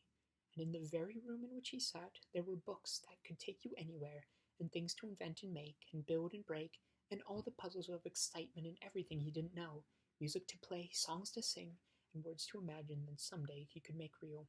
His thoughts darted eagerly about everything looked new and worth trying. Well, I would like to take another trip, he said, jumping to his feet, but I don't really know when I'll have the time. There's so much to do right here. The